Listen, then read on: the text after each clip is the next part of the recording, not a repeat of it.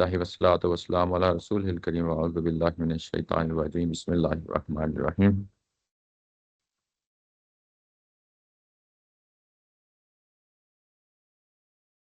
پچھلے ہفتے ہم نے سورہ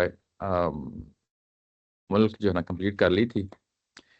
آج ہم سورہ قلم، اس کے بعد والی سورہ ہے، یہ 68 ہے، پچھلی 67 تھی۔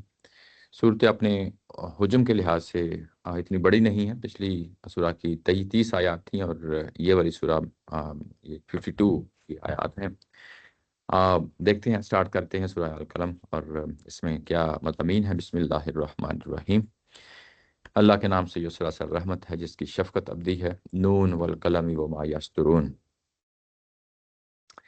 نیچے اس کا ترجمہ کیا گیا ہے، یہ سورہ نون ہے، قلم گواہی دیتا ہے اور جو کچھ لکھنے والے اس سے لکھ رہے ہیں وہ یعنی گواہی دیتے ہیں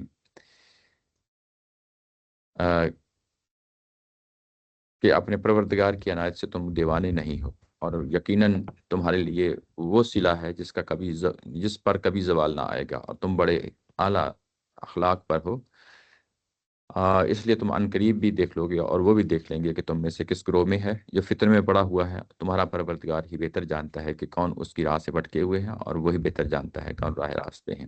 یہ پورا پیراگراف ہے جس کا میں نے ترجمہ کر دیا، اور اب دیکھتے ہیں کہ اس سورہ کے اندر یعنی ایک یعنی آیا کو اس کی کیا مفہوم اور تشریح ہے۔ نون والقلم وما یسطرون، یہ سورہ نون ہے۔ نون یہاں پہ حروف مقطعات میں آپ جانتے ہی ہیں، یہ انہی میں سے ایک جو ہے نا سورہ کا جو ہے نا یہ آغاز ہو رہا ہے، اور یہ ایک حرف سے ہو رہا ہے سورہ نون۔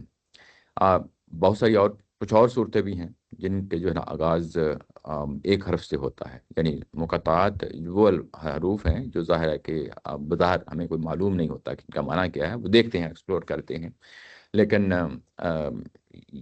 چند ایک صورتیں ہیں جو صرف ایک حرف سے شروع ہوتی ہیں۔ اور دوسری مزے کی بات یہ ہے کہ جو ابتدائی صورتیں ہیں، ظاہر ہے کہ ان کو ہم ابتدائی صورتیں سمجھتے ہیں۔ سورہ ملک جو پچھلی تھی وہ پہلی سورہ تھی سورہ فتح کے بعد، اور یہ دوسری سورہ ہے، دوسری سورہ ہے۔ اور یوں سمجھیے کہ یہ اپنی نزولی ترتیب کے لحاظ سے یہ پہلی سورہ ہے جس میں جو ہے نا کوئی جو نا اس طرح آغاز ہو رہا ہے حروف مقطعات کے ذریعے سے۔ تو یہ سمجھنا ظاہر ہے کہ بڑی اہم بات ہے کہ اگر قرآن مجید، وعلیکم السلام، قرآن مجید اگر جس طرح نازل ہو رہا ہے اور اس کی آغاز، صورتوں کا جو آغاز ہے اس کا نام جو ہے نا یا اس کا شروع میں کوئی حرف آ جاتا ہے جو کہ عمومی ہمارے مزاج کے مطابق، آج کے دور کے مزاج کے مطابق بڑا مشکل ہوتا ہے اس سمجھنا کہ یہ کیا چیز ہے جو ظاہر ہے کہ حرف سے شروع ہو رہی ہے۔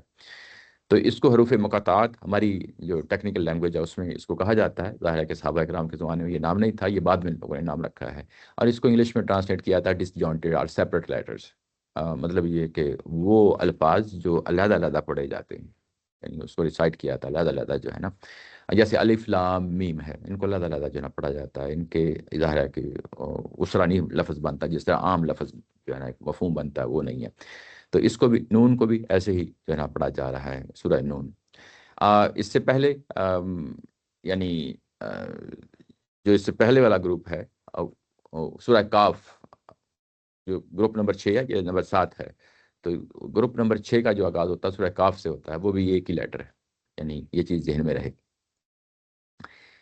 یہ جو حروف آتے ہیں اس طریقے سے، اس کے بارے میں ہماری پوری تاریخ جو ہے، یعنی تفسیر کی جو تاریخ ہے میں اس کی بات کر رہا ہوں۔ یہ پہلی جو تفسیر لکھی گئی ہے تقریباً 200 سال 250 سال کے بعد لکھی گئی ہے۔ ابن طبری جو ہے نا جانتے ہی ہیں، انہوں نے تفسیر لکھی ہے سب سے پہلے۔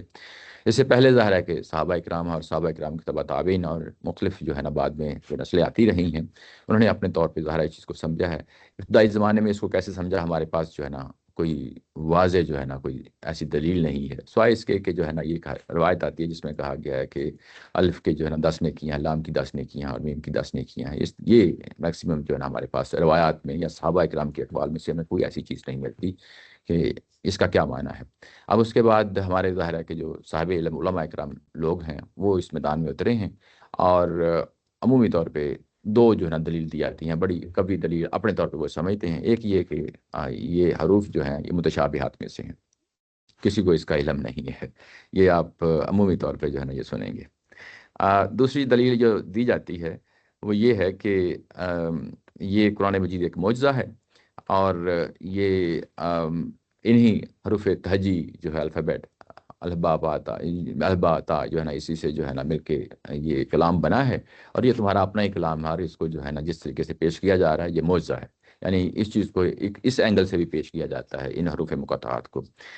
اچھا، لیکن یہ دونوں چیزیں اگر آپ دیکھیں تو جو ماننے والا ہے اس کے لیے تو مشکل نہیں ہے، اس نے تو ظاہر ہے ماننا ہے، جس طرح ہم ایمان لائے ہیں اس قرآن مجید پہ، ہم نے ماننا ہے کہ اب اس کے بعد کوئی بھی دلیل دے دی جائے وہ تو ایک ظاہر ہے کہ ہمیں جسٹیفیکیشن کے لیے دی جاتی ہے نا، لیکن جو مخالف ہے اس کے لیے تو ظاہر ہے اس کے اندر کوئی اٹریکشن نہیں ہے، جب تک جو ہے نا اس سامنے کوئی واحد دلیل ہو، یا اس شخص کے لیے جو مانتا بھی ہے لیکن غور و فکر کرنا چاہتا ہے، وہ اس کو کھوجنا چاہتا ہے، اس کو دیکھنا چاہتا ہے کہ یہ واقعی کیا چیز ہے، اس کے لیے بھی ظاہر ہے کہ یہ چیز ایک ہارڈر بن جاتی ہے کہ اس کو سمجھا جائے، دیکھا جائے یہ کیا چیز ہے۔ اس میں ایک دو چیزیں ہیں جو آپ کے سامنے جو ہے نا میں رکھنا چاہتا ہوں، وہ تاکہ جو ہے نا یہ ہم پہلے بھی کر چکے ہیں، سورہ بقرہ جب ہم نے اسٹارٹ کی تھی تو اس وقت بھی کر چکے ہیں، لیکن میں چاہ رہا ہوں چلیں دوبارہ سے جو ہے اس کو دیکھ لیتے ہیں۔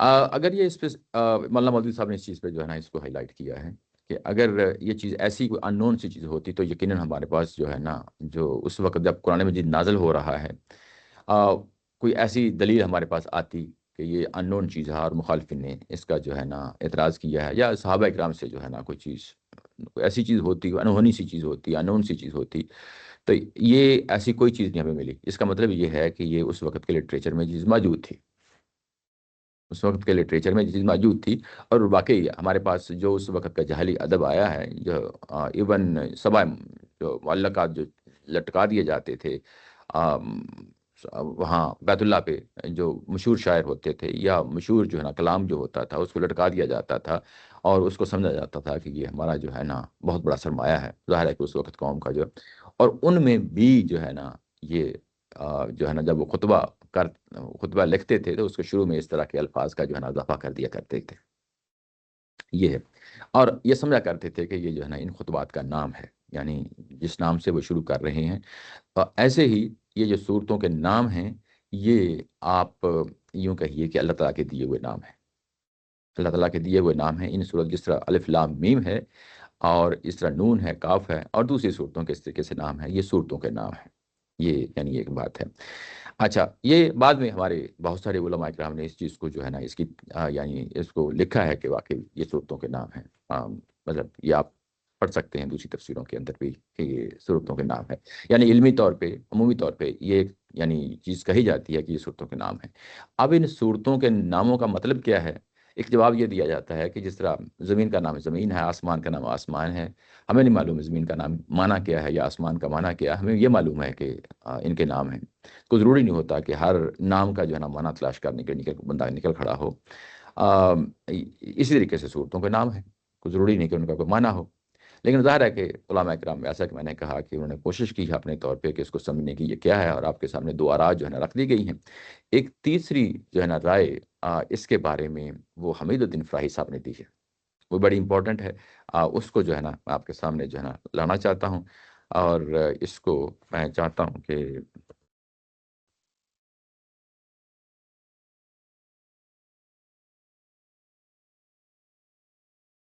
یہ سورہ بقرہ کا جو ہے نا پہلا ہی حاشیہ ہے البیان کا، میں آپ کے سامنے اس کو پڑھ دیتا ہوں۔ اس جملے میں مبتدا عربیت کی روح سے محذوف ہے، یعنی الف لام میم جو ہے یہ ایک پورا جملہ ہے، یعنی یہ اگر ویسے بھی دیکھیں تو ایک پوری آیت ہے۔ یہ دیکھیں، یہ سورہ الف لام میم ہے، اس کے بعد آیا یہ ختم ہو جاتی ہے۔ اچھا، بعض جگہوں پہ یہ آیت ختم ہو جاتی ہے، اور بعض جگہوں پہ یہ اگلی آیت کا حصہ ہوتی ہے، جس طرح یہاں پہ نون والقلم وما یسطرون، اگر آپ دیکھیں تو یہ نون جو ہے آیت کا حصہ ہے، علیحدہ سے نہیں ہے، لیکن یہاں پہ سورہ بقرہ میں یہ ایک علیحدہ سے ہے، اور اس کا جو حاشیہ ہے یعنی مبتدا عربیت کی روح سے محذوف ہے، یعنی ایک پورا جملہ ہے، پورا جملہ ہے۔ اس کو وہ جو سبجیکٹ اور پریڈیکیٹ انگلش میں کہتے ہیں کہ مبتدا اور خبر، اس کو عربی میں کہتے ہیں۔ کوئی بھی سینٹینس ہوتا ہے، یہ گرامر کا لفظ ہے، کوئی بھی سینٹینس ہوتا ہے وہ دو حصوں میں مشتمل ہوتا ہے، ایک سبجیکٹ ہوتا ہے، ایک پریڈیکیٹ ہوتا ہے، تو یہاں پہ مبتدا اس کا عربیت کی روح سے یعنی حذف ہو گیا ہے، الف لام یعنی حاذ ہی الف لام یا حاذا الف لام، یعنی یہ ہے اصل میں جملہ، اور اس کا ترجمہ کیا گیا ہے یہ سورہ الف لام ہے۔ اور یہاں پہ بھی دیکھیں تو یہاں پہ بھی اس کا ترجمہ یہی کیا گیا ہے، یہ سورہ نون ہے، یعنی اس طریقے سے ترجمہ جب نون کا کیا جاتا ہے تو یہ سورہ نون ہے۔ اچھا، اس کے بعد اگلی بات جو کہی گئی ہے کہ اسے کھول دیجئے تو بھئی پوری بات اس طرح ہوگی کہ ہاذہ الف لام میم، یہ الف لام میم ہے۔ اصطلاح میں انہیں حروف مقطعات کہتے ہیں، یعنی ہماری جو ٹرمنالوجی مسلمانوں نے بنائی ہے اس کو حروف مقطعات کہتے ہیں۔ صورتوں کے شروع میں یہ حروف جس طرح آئے ہیں اور قرآن مجید نے جگہ جگہ ذالک اور تلکا کے ذریعے سے ان کی طرف جس طرح اشارہ کیا ہے، اس سے واضح ہوتا ہے کہ یہ صورتوں کے نام ہیں۔ اچھا، یہ یعنی ایک یہاں پہ دیکھیں تو یہ واضح انڈیکیشن ہے، ذالک الکتاب لا ریب۔ اب ذالک جو ہے نا یہ ہے جسے اس میں اشارہ کہا جاتا ہے، یعنی یہ کسی چیز کی طرف پوائنٹ کر رہا ہے، ٹھیک ہے نا، یعنی دس از اور دیٹ از، یعنی اس طریقے سے یعنی یہ کس چیز کی طرف جو ہے نا اشارہ کر رہا ہے، یہ اشارہ کر رہا ہے الف لام کی طرف، یعنی الف لام میم یہ کتاب ہے۔ اب آپ یوں کہیے کہ یہ جو سورہ ہے یہ اصل میں یہ ریفر بیک کس کو کر رہا ہے؟ سورہ کو کر رہا ہے، تو الف لام اسی سورہ کا نام ہے، یعنی زبان و بیان کے لحاظ سے اس طریقے سے جو ہے نا اس کو یعنی سمجھا گیا ہے۔ اچھا، قرآن مجید نے جگہ جگہ ذالک اور تلکا کے ذریعے سے ان کی طرف جس طرح اشارہ کیا ہے، اس سے واضح ہوتا ہے کہ یہ صورتوں کے نام ہیں۔ ان کے معنی کیا ہیں؟ اصل چیز یہاں پہ سوال ہے کہ ان کے معنی کیا ہیں، یہ ایک مشکل سوال ہے۔ اس باب میں سب سے زیادہ قرین قیاس، یعنی اب یہاں پہ انہوں نے باقی لوگوں کی آراء جو ہے نا یہاں نقل نہیں کی، بلکہ ایک رائے نقل کی ہے، اور وہ نقل کی ہے نظریہ برصغیر کے جلیل القدر عالم اور محقق حمید الدین افراحی کا ہے۔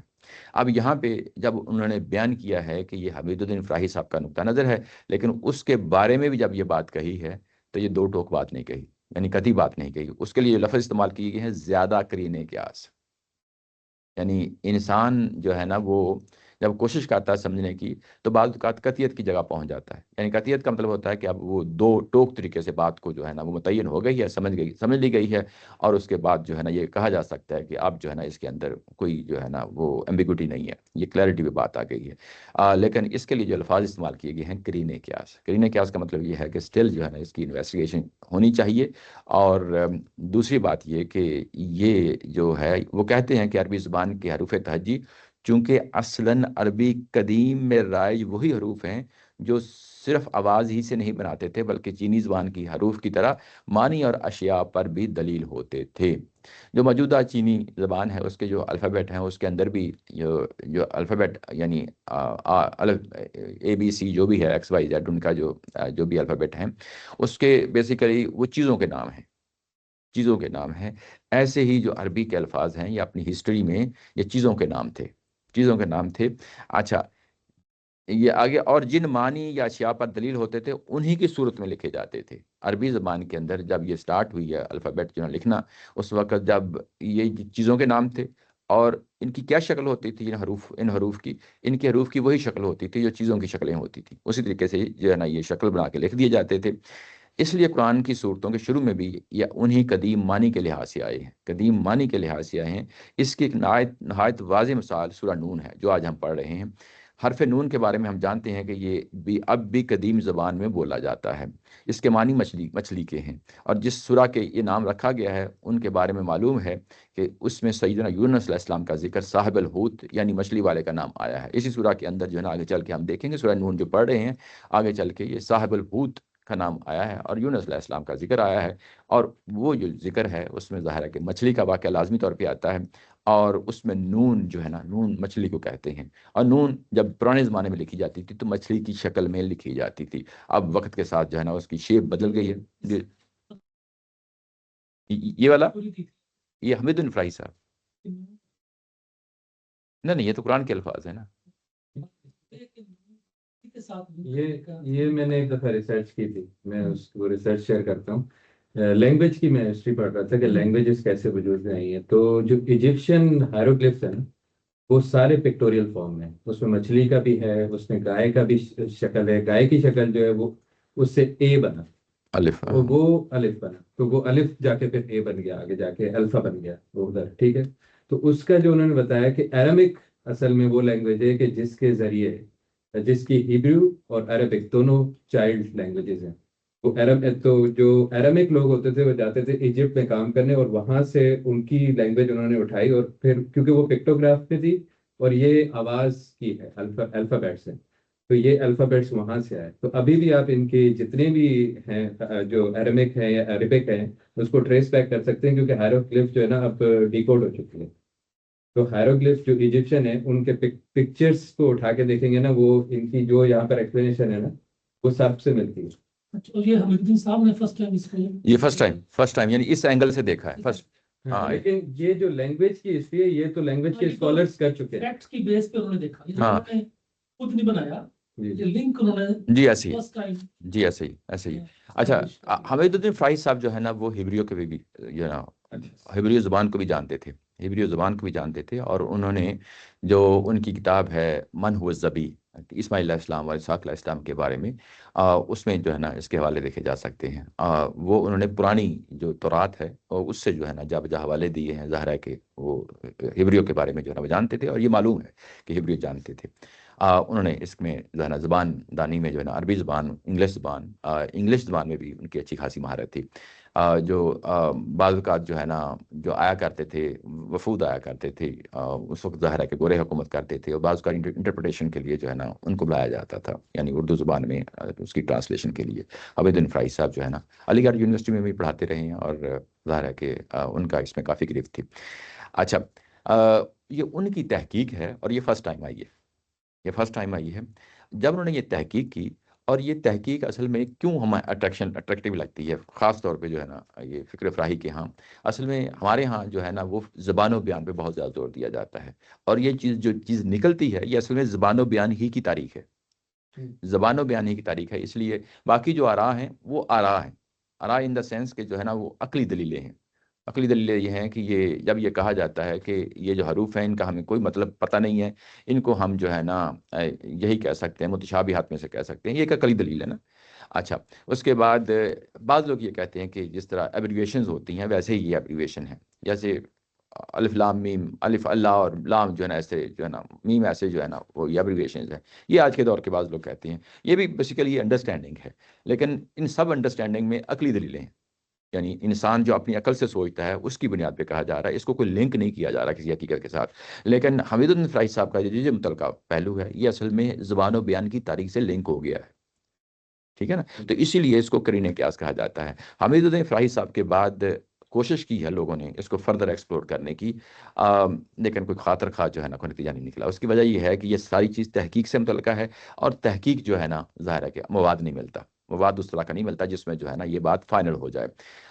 ریسنٹلی کچھ سال پہلے جو ہے نا ہمارے ہی ادارے سے متعلق ہے نعمان اجاز صاحب, استاذ ہیں المرد کے, انہوں نے بھی جو ہے نا اس پہ کچھ مضامین لکھے تھے اپنی فردر اس تحقیق کو بڑھانے کے لیے. لیکن بات پھر وہی ہے کہ ابھی یہ کہیں کہ جتنے بھی 27 ہے میرا خیال جگہوں پہ جو ہے نا حروف مقطعات آتے ہیں, کسی کے بارے میں جو ہے نا کوئی کتھی طور پہ جو ہے کافی حد تک اس کو لکھ کر دیا ہے, لیکن صرف ایک تے کا جو پکچر بنتی ہے نا اس میں مجھے فہم تھا کہ کنفیوژن تھی کہ وہ اس کے ساتھ میچ نہیں کر رہی, باقی جتنی بھی انہوں نے لنک کی ہیں وہ بالکل ہیروگلفس کے ساتھ میچ کرتی ہے. میں وہی کہہ رہا نا کہ یعنی اس کے بعد اگر کوئی مضمون پڑھے ہیں لیٹسٹ آئے ہیں تو ان کے آئے ہیں, اس کے علاوہ کوئی خاطر خواہ جو ہے نا یہ کہیں کہ مکمل طور پہ. اس لیے استاد محترم نے جو لکھا ہے کہ یہ جو قرین قیاس ہے یہ گرفت میں رکھیں, یہ بڑی امپورٹنٹ بات ہے. یعنی اس کا مطلب یہ نہیں ہے کہ ہم اس کو قطعی طور پہ مانتے ہیں, لیکن قرین قیاس سے اس کو سمجھتے ہیں. اچھا, اس 28 سورہ ہے. جی نہیں, ضروری نہیں ہے کہ ہر سورہ کا نام ہی رکھا جائے. یہ جس طرح عربک لٹریچر کی ایگزامپل ہم دیتے ہیں تو وہاں پہ بھی ایسے ہی دیکھا گیا ہے کہ ضروری نہیں ہے کہ ہر خطبے سے سٹارٹ جو ہے نا وہ اس چیز سے کریں. یہ انہوں نے کچھ خطبوں کے آغاز میں کرتے ہیں, ایسے ہی جو ہے نا قرآن مجید میں بھی ایسے ہی ہوا ہے کہ سب صورتوں کے آغاز میں جو ہے نا اس طریقے سے بیان نہیں کیا گیا. اور یہ کہ اس میں یعنی کچھ صورتیں ہیں جیسے 27 ہے میرا خیال ہے, جس کے شروع میں جو ہے نا یہ الفاظ آئے ہیں. اچھا, اس کے بعد ہمارے ہی ایک جو ہے نا بزرگ ہیں اسی فکر فراہی سے, انہوں نے جو ہے نا ایک یہ بھی بات بھی لکھی ہے کہ جن صورتوں کے شروع میں آتے ہیں ان میں زیادہ رسولوں کی جو ہے نا واقعات بیان کیے گئے ہیں. یہ بھی ایک پہلو ہو سکتا ہے, ظاہر ہے کہ ان کی اس پہلو سے ان کی اپنی تحقیق میں آئی ہے. اچھا, بہرحال یہ ساری چیزیں جو ہے نا اس طریقے سے پیش آئی ہیں. انہوں نے پھر جو ہے نا حمید الدین فرائی صاحب نے کچھ ایگزامپلس دی ہیں, ایگزامپل دی ہیں اپنی بات کو اتھینٹیکیٹ کرنے کے لیے. یعنی اب ظاہر ہے کہ جب انہوں نے یہ دعویٰ کیا تو اس کے بعد ثابت بھی کرنا پڑے گا. جس طرح آپ نے کہا کہ نعمان اعجاز صاحب نے جو ہے نا یہ کہا ہے کہ یہ جتنی بھی حروف ہیں وہ پوری لسٹ. ٹھیک ہے میں سمجھ رہا ہوں. نہیں ساری سب کی نہیں, سب کی تو ویکیپیڈیا پہ موجود ہے. ہاں یہ چیٹ جی پی ٹی سے بھی وہی چیز ہے نا, وہ تو ویکیپیڈیا میں قطعات ہیں اس کی نکال دی ہے. وہ ہاں اچھا اس کی نکال دی ہے. انہوں نے وہی ریزن دیا کہ یہ پیچھے جا کے ٹریس بیک ہوتا ہے. وہ ویکیپیڈیا پہ یہ ساری چیز ہے, لیکن وہ جو بیچ میں ایرامک ہے نا وہ اصل میں ایک زمانے میں انٹرنیشنل لینگویج جس طرح کہتے ہیں نا, جیسے آج انگلش ہے بہت مشہور, تو وہ بہت بڑے خطے میں بولی جاتی تھی, اس لیے وہ مدر آف آل لینگویجز بن گئی تھی. اسی لیے اس کے پیچھے جو ہے نا پھر ساری لینگویجز بنی, انگلش بھی اس میں جا کے ٹریس بیک ہوتی. عربوں کی اس پوری ہسٹری میں مصر جو ہے نا ابھی تاریخی لحاظ سے سب سے زیادہ سویلائز ملک رہا ہے. ابراہیم علیہ السلام جب آتے ہیں تو اس وقت بھی مصر جو ہے نا, یہ تورات میں ذکر آتا ہے, اس وقت بھی یعنی بڑی پرومیننٹ پوزیشن میں تھا. اور اس کے بعد جتنا بھی دور گزرا ہے اس میں مصر کی سویلائزیشن ٹاپ پہ رہی ہے. اصل میں یہ جو حروف یہ ساری الفابیٹ ہیں یہ وہاں سے آئے ہیں. اس کے بعد یہ عربوں میں آئے ہیں. جس طرح ارامک جو لینگویج ہے, شامی زبانوں کو ارامک کہا جاتا ہے, اور یہ کہا جاتا ہے کہ جو زبور لینگویج ہے یہ ارامک لینگویج میں نازل ہوئی, یہ کہا جاتا ہے. یہ بھی حقیقت کو پتہ نہیں ہے, لیکن یہ بھی ایک بات کہی جاتی ہے کہ زبور نہیں ساری انجیل جو ہے وہ ارامک جو ہے نا حضرت صلی اللہ علیہ وسلم پہ جو نازل ہوئی ہے وہ اس لینگویج میں تھی. پھر اس کے بعد یہ عربوں میں آیا ہے, الفابیٹ وہاں سے آئے ہیں. ہیبریو لینگویج بھی ظاہر ہے اسی کا حصہ ہے. بڑی پکچر میں دیکھیں, جب انہوں نے ایگزامپل دی ہیں تو انہوں نے 4-5-6 ایگزامپل دی ہیں. حمید بن فراہی صاحب نے ان میں سے الف کی ایگزامپل دی ہے. انہوں نے کہا کہ آج بھی اگر ہیبریو میں اس کی تاریخ جا کے دیکھیں تو الف جو ہے یہ گائے کے سر کی جو ہے نا علامت کے طور پہ اس کو دیکھا جاتا تھا, لکھا جاتا تھا. با کی شکل بھی جو ہے نا ایسے لگتی ہے کہ جیسے گھر ہو. بیت اس کا ترجمہ, یعنی بیت کا ترجمہ ویسے بھی جو ہے نا گھر ہی ہوتا ہے. با سے وہ ہے. جیم جمل سے اونٹ سے ہے, اور اسی کی طرح کی جو ہے نا وہ ایک طرح کی شکل بنا دی جاتی تھی اونٹ کی طرح کی, اس کی گردن کی اور اس کے سر کی, اور جیم اسی کی جو ہے نا نمائندگی کرتا ہے. جیم اگر آپ دیکھیں تو اس طرح کی چیز بنتی ہے. تو یہ جمل یعنی جیم سے اونٹ کی. اچھا یہ انہوں نے ایگزامپل دی ہیں. اور اس کے بعد سب سے بڑی جو ایگزامپل دی ہے وہ ہے نون کی. اس سے پہلے ایک اور لفظ ہے میم کی بھی ایگزامپل دی ہے. میم کے بارے میں یہ کہتے ہیں, نہیں سوری توئیں جسے ہم کہتے ہیں, اس کی ایگزامپل دی ہے. توئیں جو ہے نا وہ کہتے ہیں سانپ کو, اور انہوں نے یہ کہا ہے کہ یہ توئیں جو ہے کافی صورتوں کے شروع میں آتا ہے. توہا تاسیم تاسیم جو ہے نا اس طریقے سے آتا ہے, اور جس سورہ میں آتا ہے وہاں موسیٰ علیہ السلام کا واقعہ آتا ہے, عصا کا واقعہ آتا ہے, سام کا واقعہ ذکر ہوتا ہے. یہ بھی ایک بہت بڑی ظاہر ہے کہ یعنی ویلیڈیٹ کر. اچھا ہاں تھیوری کرتی ہے. اس کے بعد الف لام میں اگر الف جو ہے نا وہ گائے کے سر ہے تو گائے کا واقعہ بھی پیش آیا ہے, سورہ بقرہ میں آیا ہے. یہ بھی چیز جو ہے نا ہمارے سامنے آ جاتی ہے. یعنی ان کی تحقیق کے مطابق 4-5-6 اس کو جو الفاظ ملے ہیں عبید بن فرائی صاحب کو, انہوں نے اس کو اپلائی کرنے کی کوشش کی ہے. اور سب سے بڑی دلیل جو ان کے ہاتھ میں آئی ہے, سب سے بڑی دلیل وہ نون ہے. نون واقعی یعنی اس چیز کو اگر آپ دیکھیں قرآن مجید کے اندر تو یہ جو موجودہ صورت ہے, نون کا مطلب یہ ہے کہ مچھلی کو کہا جاتا ہے. جو موجودہ صورت ہے اس کے آخر میں صاحب الحوت کہا گیا ہے. حوت کا مطلب ہی مچھلی ہوتا ہے, اور یونس علیہ السلام کا نام نہیں لیا گیا, صاحب الحوت کا ہے. صاحب الحوت یعنی مچھلی کا ساتھی. اور جب مچھلی کا ساتھی کہا ہے تو اس کو نون کے ساتھ ریلیٹ کر دیں جا کے, تو یہ نون بن گیا. اس کے بعد سورہ انبیاء میں جب نام لیا گیا ہے یونس علیہ السلام کا تو وہاں ذوالنون کہا گیا ہے. نون والا نون والا, تو نون کا مطلب مچھلی ہے. تو اب ایک ایگزامپل بھی اگر ہمیں قرآن مجید سے ثابت ہو جاتی ہے تو یہ بہت بڑا کلو ہوتا ہے. اس کا مطلب یہ نہیں ہے کہ سارے کے سارے حروف مقاطعات کو جو ہے نا فائنل ہو گئے ہیں, لیکن ایک ایسا کلو سورہ نون والا نہیں ایسی کسی یہ آپ نے تنقید کی ہے کسی نے میرے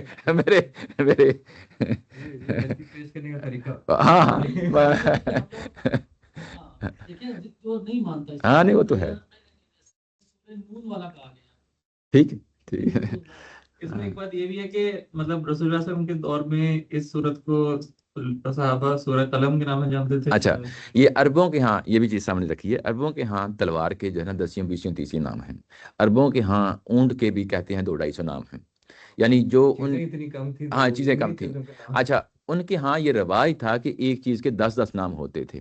اور یہ جو سورہ قلم کہا جاتا ہے، یہ قرآن کا نام نہیں دیا ہوا، یا کسی حدیث نے یہ نہیں لکھا ہوا کہ اس سورہ کا نام قلم ہے، یہ اصل میں صحابہ کا دیا ہوا نام ہے یا تابعین کا دیا ہوا نام ہے۔ بعد میں لوگوں نے اصل میں جو سورتوں کے نام تھے، جو نام ان کو جو ہے نا اچھا لگا، انہوں نے رکھ دیا، اور جو مشہور ہو گئے اس کے نام پہ ہم بھی اس کو یاد کرتے ہیں، ٹھیک ہے نا۔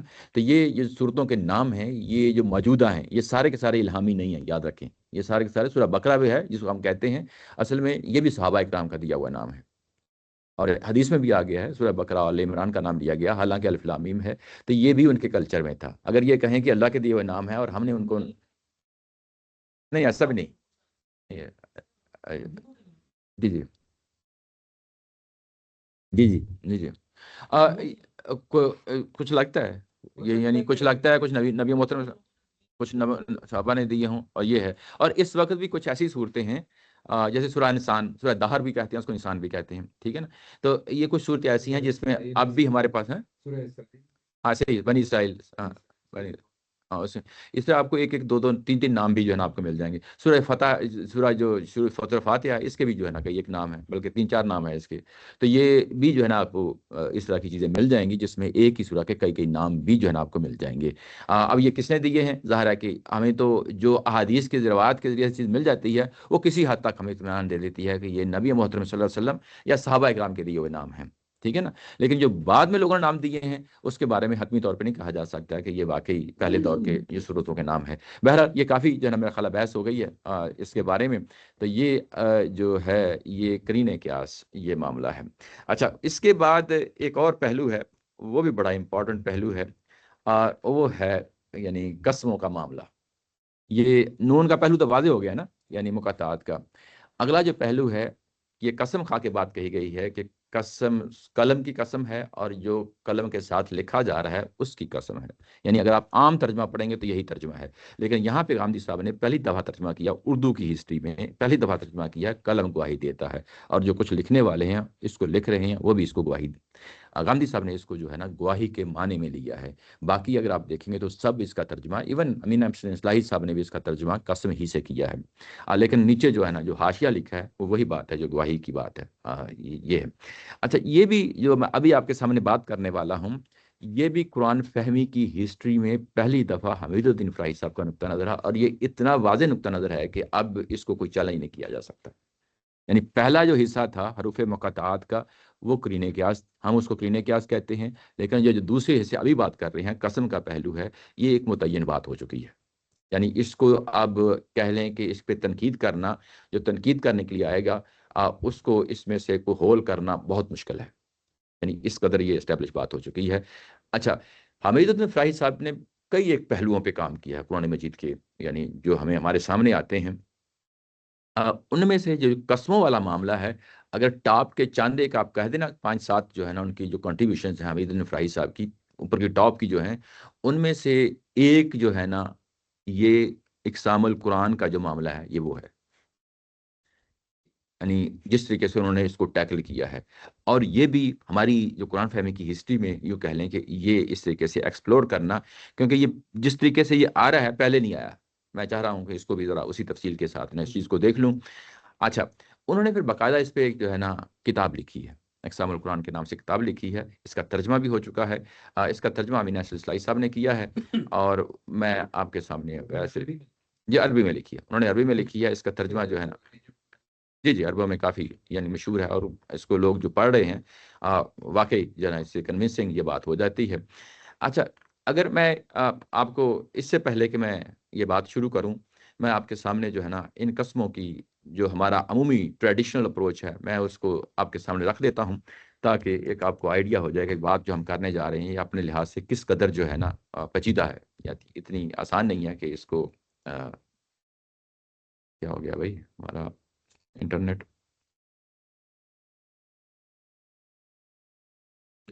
انٹرنیٹ کو لیاز صاحب آپ نے روک دیا؟ نہیں نہیں ایسا نہیں، لیاز صاحب جو ہے نا وہ شاید، اچھا یہ آپ کے سامنے 68 ہے، سلوا نمبر 8 ہے۔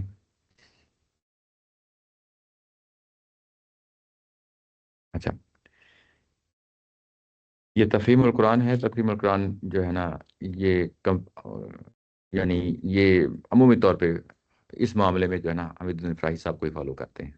میں آپ کو جو ٹریڈیشنل بات کر رہا ہوں بتا رہا ہوں میں وہ بتانا چاہتا ہوں آپ کو. اس میں آپ لے لیتے ہیں تقی عثمانی صاحب. یہ بڑی سادہ سی یعنی اس کا تفسیر کا نام ہی سادہ ہے. سادہ کو کیا نام ہے اس کا تفسیر کا؟ سادہ ترجمہ کے نام سے یہ تفسیر ہے. آسان ترجمہ، سوری سادہ نہیں، آسان. اچھا یہ انہوں نے لکھا ہے. یہ پہلی بات ابھی یہ دیکھ لیں انہوں نے کس طریقے سے دی ہے. یہاں حرف نون انہی حروف مقاطعات میں سے ہے جو قرآنی صورتوں کے شروع میں آئے ہیں اور جن کے بارے میں سورہ بقرہ کے شروع میں عرض کیا جا چکا ہے کہ ان کے بارے میں ٹھیک ٹھیک معنی اللہ کے سوا کوئی کسی کو بھی معلوم نہیں ہے، یعنی سرے سے ہاتھ اٹھا دیتے ہیں. اچھا اس کے بعد یہ قسمیں کھائی گئی ہیں. اچھا یہاں پہ قسمیں جو کھائی گئی ہیں اگر آپ دیکھیں مکہ مکرمہ کے کافر لوگ حضرت کو معاذ اللہ دیوانہ کہتے تھے. اگلی آیت میں ان کی تردید فرمائی گئی ہے. اس سے پہلی اس آیت میں یہ تردید ہاں یہ کھائی گئی ہے. اس تفسیر میں بہت سے مفسرین نے فرمایا ہے کہ قلم سے مراد تقدیر کا قلم ہے. اب آپ دیکھ لیں کہ یہاں پہ انہوں نے تقدیر کا قلم جو ہے نا اس کو سمجھا ہے اور وہ سے مراد فرشتے ہیں. یعنی تقدیر کا قلم ڈائمینشن چینج ہو گئی ہے. اب آپ یہ پوری پکچر میں بیسیکلی اور بھی آراہ ہوں گی لیکن میں ایک سلیکٹیو جو ہے نا آپ کے سامنے ایک پیش کر رہا ہوں. اور وہ سے مراد فرشتے ہیں اور قلم سے مراد تقدیر کا قلم ہے. اب ہم اسی بنیاد کو سامنے رکھتے ہوئے بات ڈسکس کریں گے. اور وہ سے مراد فرشتے ہیں یعنی قسم ہے تقدیر کے قلم کی اور تقدیر کے ان فیصلوں کو جو فرشتے لکھتے ہیں کہ حضرت صلی اللہ علیہ وسلم دیوانے نہیں ہیں. یعنی حضرت کا پیغمبر ہونا اور مکہ مکرمہ میں مبعوث ہونا تقدیر میں پہلے سے لکھا جا چکا تھا. اس لیے اگر آپ اللہ تعالیٰ کے پیغام دینا دنیا والوں کو پہنچا رہے ہیں تو اس میں نہ کوئی غیر معمول بات ہے نہ اس میں کوئی حیرت کی ہونی چاہیے. دوسرے بعض مفسرین نے فرمایا ہے کہ قلم سے مراد عام قلم ہے. جو کچھ وہ لکھ رہے ہیں امراد عام لوگوں کا لکھنا ہے. اس صورت میں مطلب یہ ہو سکتا ہے قلم کے لکھنے جاننے والے سے وہ اعلیٰ مضمون لکھنے سے عاجز ہیں جو حضرت صلی اللہ علیہ وسلم قرآن مجید کے ذریعے سے لوگوں کو پہنچا رہے ہیں. حالانکہ آپ امی ہیں، لکھنا پڑھنا نہیں جانتے. ایک امی کی زبان سے مبارک پر ایسے اونچے درجے کا کلام جاری ہونا اس بات کی کھلی دلیل ہے کہ آپ کے پاس اللہ تعالیٰ کی طرف سے وحی آ رہی ہے. ایسی صورت میں آپ کو دیوانگی کا تانا دینا خود دیوانگی ہے. یہ اصل میں انہوں نے یہ جو قسمیں کھائی جا رہی ہیں اس کو اپنے اینگل میں اس کو سلجھانے کی کوشش کی ہے. اچھا اس میں اگر آپ دیکھیں تو جو عمومی طور پہ جو فہم سامنے آتا ہے، بعض جگہ لوگ لکھ دیتے ہیں، بعض لوگ جو ہے نا جو فہم ہے اسے ہم سمجھ لیتے ہیں.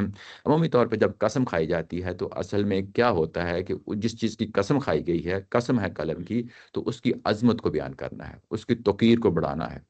یعنی جب ہم یہ کہتے ہیں والتین والزیتون وطور سینین تو اصل میں جب یہ قسمیں کھائی گئی ہیں تو یہ ان چیزوں کی عظمت کو بیان کیا جا رہا ہے. اور اس میں پھر بعض لوگ کیا کرتے ہیں کہ اس کے یہ فوائد ہیں، اس کے یہ فوائد ہیں، انسان سے یہ فوائد حاصل کر سکتا ہے. تو اس طریقے سے بھی چیزیں پھر لکھتے ہیں. ظاہر ہے عظمت کا پہلو یہی پہلو ہوتا ہے، اس کی عزت ہے، اس کی توقیر ہے. قرآن مجید اس کو بیان کر رہا ہے. اللہ تعالیٰ کی ذات نے اگر بیان کیا ہے تو اس پہلو سے اس کی عزت توقیر جو ہے نا ان چیزوں کی جن چیزوں کی قسم کھائی جا رہی ہے اس کے بعد کوئی مطلب نہیں ہے. جیسے یہاں پہ اگر آپ دیکھ لیں تو قسم کھائی جا رہی ہے. اس میں جو ہے نا قلم سے مراد جو ہے تقدیر کا قلم ہے، اس کی اہمیت کو بڑھانا ہے. ایسے ہی لکھنے والے فرشتے ہیں، ان کی اہمیت کو بڑھانا ہے. یعنی اس طریقے سے جو ہے نا چیزیں پیش کی جا رہی ہیں.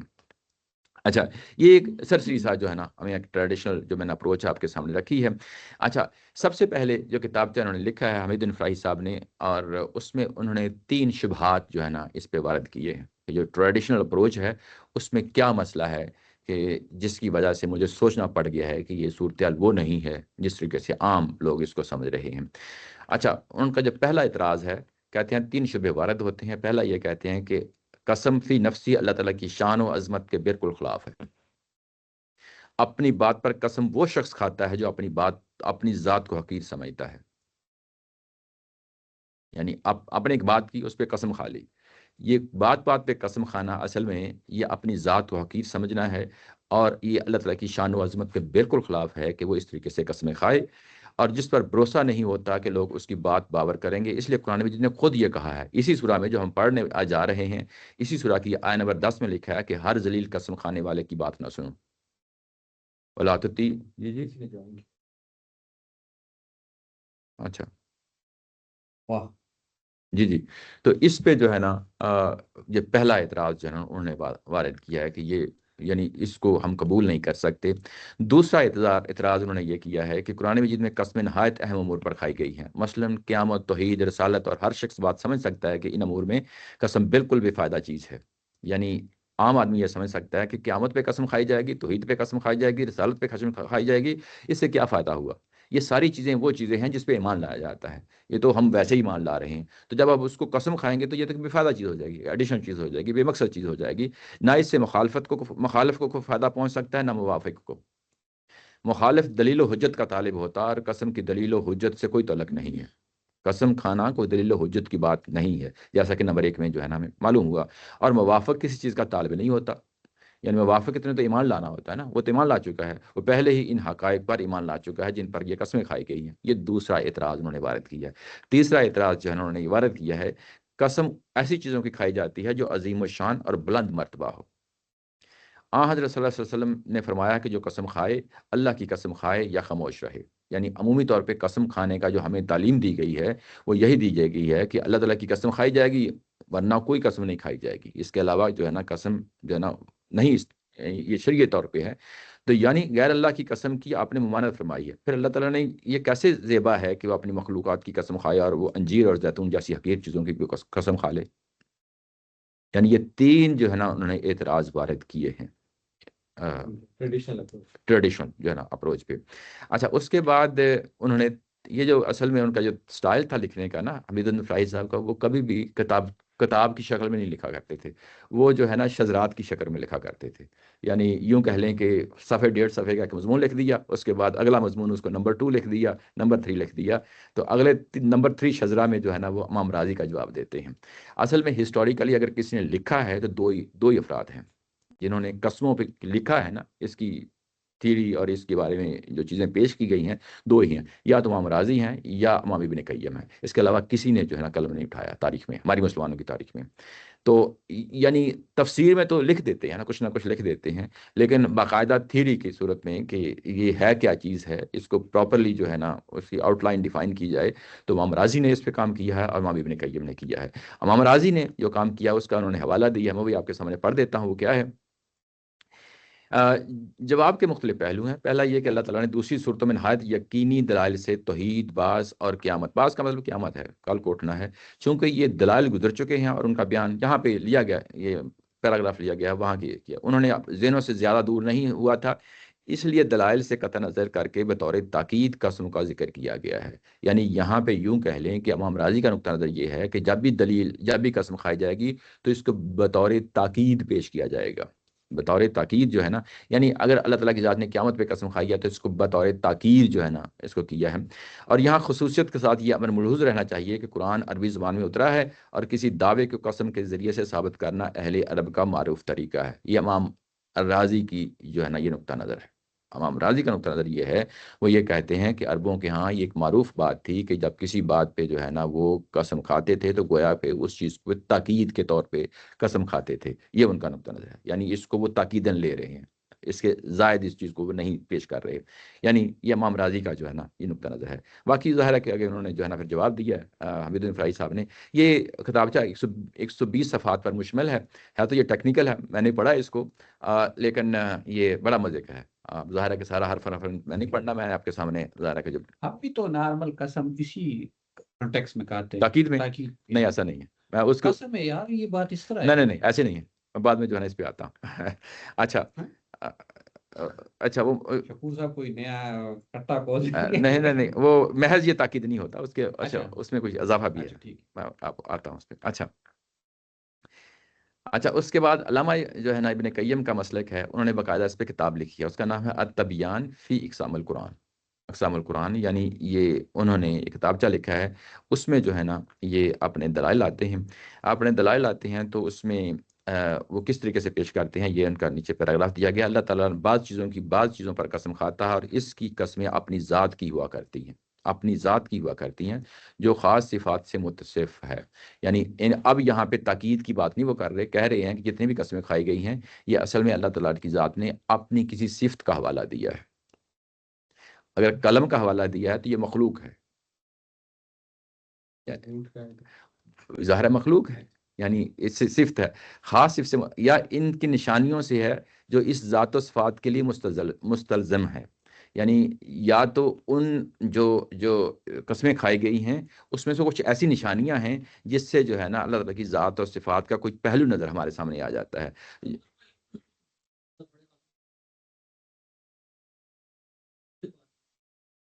بہرحال انہوں نے اس پہ اللہ نے قسم کھائی ہے تو چیزوں میں جی جی اچھا اچھا جو چیز پہ کھائیں قسم کھانے میں کوئی صفت ہوگی ان کی کوئی مخلوق ہوگی. ایسے ہی اس میں سے پوائنٹ کیا چاہیے کچھ اور کرنا چاہ رہے ہو؟ نہیں، وہ اصل میں ہر جو بھی پیش کرتے ہیں اس کے آخر میں یہ نتیجہ نکالتے ہیں کہ اللہ تعالیٰ کی کسی صفت کا جو ہے نا حوالہ پیش کیا جا رہا ہے. اچھا انہوں نے کیا کیا ہے اس پوری کتاب کے اندر، وہ جتنی بھی قرآن مجید کی قسمیں آئی ہیں نا سب کو انہوں نے جو ہے نا کیٹیگرائز کیا ہے، کسی نہ کسی صفت کے ساتھ جو ہے کہ اٹیچ کر دیا. ہر چیز اللہ تعالیٰ کی صفت ہے یہاں ختم. ہاں جیسے ہی تو وہ اصل میں وہ اسی کا ہے. اچھا اور جو کہیں کہیں بعض مخلوقات کی قسم کھائی ہے تو اس امر کی دلیل ہے کہ وہ مخلوقات اللہ تعالیٰ کی بڑی نشانیوں میں سے ہیں. ٹھیک ہے نا، تو یہ اصل میں پہلو ہے. چند مثالیں ذکر کرنے کے بعد قسم کھائی کیونکہ جو ڈائمینشن جہاں میں اس لیے بحث کر رہا ہوں کہ جو پہلا تھا امام راضی نے کہا تھا کہ وہ تاکید ہے، قسم کی بیٹ کا شرک تاکید کا زیادہ ہے، تاکید کا زیادہ ہے. ہاں جس کو چیلنج کیا تھا نا انہوں نے چیلنج شروع بات ہوئی تھی، آپ نے کہا تھا کہ امام صاحب نے تین شبہات. میرا چیلنج یہ ہے کہ یہ قسم ہے ہی نہیں، قسم ہے ہی نہیں. یہ یعنی کہ کوئی قسم وہ کہتا جو بندہ اپنے آپ بات کو شاید صحیح نہیں سمجھتا تو یہ تو قرآن مجید کا بیان ہے. ہاں قرآن مجید کا بیان دلیل دی کہ امام راضی نے قسم نہیں کھائی، انہوں نے تاکید کے پہلو میں کہا ہے. جیسے لیکن امام اپنے قیم جو ہے آپ کہہ رہے ہیں کہ وہ جو قسم ایک سمجھ رہے ہیں، قسم سمجھ رہے ہیں لیکن اس کو جو ہے نا وہ اللہ تعالیٰ کی صفت کے ساتھ جوڑ رہے ہیں، یعنی اس کا کوئی ہاں کریں گے وہ تو کہنے کا مقصد یہ ہوا ان کا کہ وہ حقیر نہ رہی. جب انہوں نے اللہ تعالیٰ کی صفت کے ساتھ جوڑ دیا تو وہ پھر حقیر نہ رہی. ہاں پھر وہ ظاہر ہے کہ نشانی ہو گئی نا. ہاں جی وہ سب کیونکہ اللہ تعالیٰ کی اس سے کسی نہ کسی نشانی کا پہلو سامنے آتا ہے. اللہ تعالیٰ کی شان ہو گئی، پھر وہ چیز حقیر نہیں رہی. جی جی وہ چونکہ اللہ تعالیٰ نے خود بنائی ہے جی جی تو وہ کوئی نشانی کے طور پر بنائی ہے. جی جی اگر میں قسم کھاتا ہوں اونٹ کی جی جی جی جی تو چونکہ میں تو بنایا نہیں، میں کون ہوتا ہوں، میں اصل میں اونٹ کو بہتر سمجھتا ہوں شاید، جی جی اس لیے کھاتا ہوں. جی جی اللہ تعالیٰ کے لیے وہ ڈفرینٹ ایکشن. اچھا چند مثالیں ذکر کرنے کے بعد اس امر کو سمجھنے کے بعد جاننا چاہیے کہ اللہ تعالیٰ ایمان کی ان اصولی باتوں پر قسم کھاتا ہے جن کی معرفت خلق پر واجب ہے. یعنی جس قسم کھائی گئی ہے اس کی معرفت، اس کا جاننا اب مخلوق یعنی انسانوں پہ واجب ہے کہ وہ سمجھیں کہ یہ کیا چیز ہے.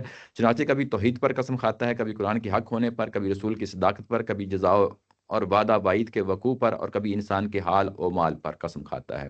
یعنی انہوں نے اس اینگل سے اس چیز کو پیش کیا ہے. میں یہ پڑھنے کا مطلب یہ تھا کہ آپ کو ایک ہینٹ دے دوں. اب ظاہر ہے کہ اس کی تفصیل کرنا چاہیں گے تو ظاہر ہے یہ تو پوری کتاب ہے، پڑھنے والی چیز ہے.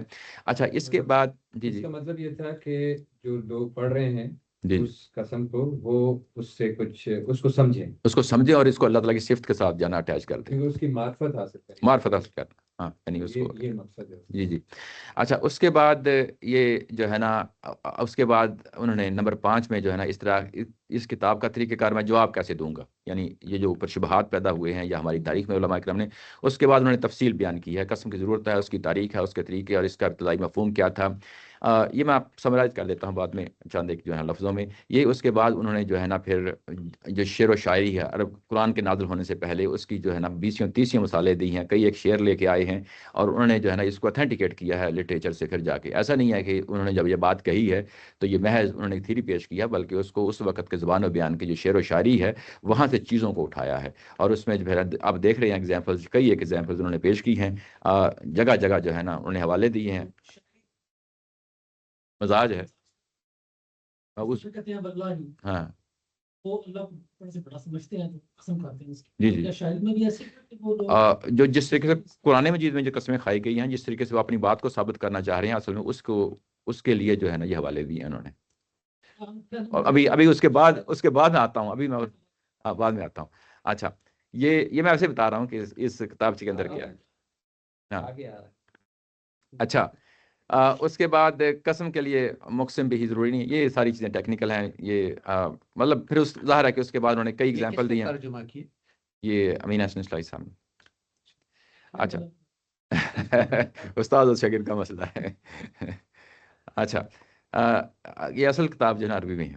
اچھا اس کے بعد انہوں نے آخر میں جو ہے نا یہ قرآن مجید کی جو قسمیں ہیں یہ پھر جو ہے نا یہ دیکھیں آپ کتنے حوالے ہیں جگہ جگہ پہ جو ہے نا عربوں کی شاعری کے. پھر اس کے بعد آخر میں جو ہے نا یہ اصل میں جس چیز پہ آ کے ثابت کرتے ہیں کہ یہ قسمیں جو کھائی گئی ہیں یہ استدلال کے لیے کھائی گئی ہیں، یعنی اس سے کوئی دلیل پکڑی جائے گی، اس سے کوئی دلیل پکڑی جائے گی. یہ 11 نمبر جو ہے نا شجرا میں بیان کیا گیا ہے. اور اس کے بعد پھر جو ہے نا کئی ایک شعری اس وقت کے شعر جو ہے نا پیش کیے گئے ہیں.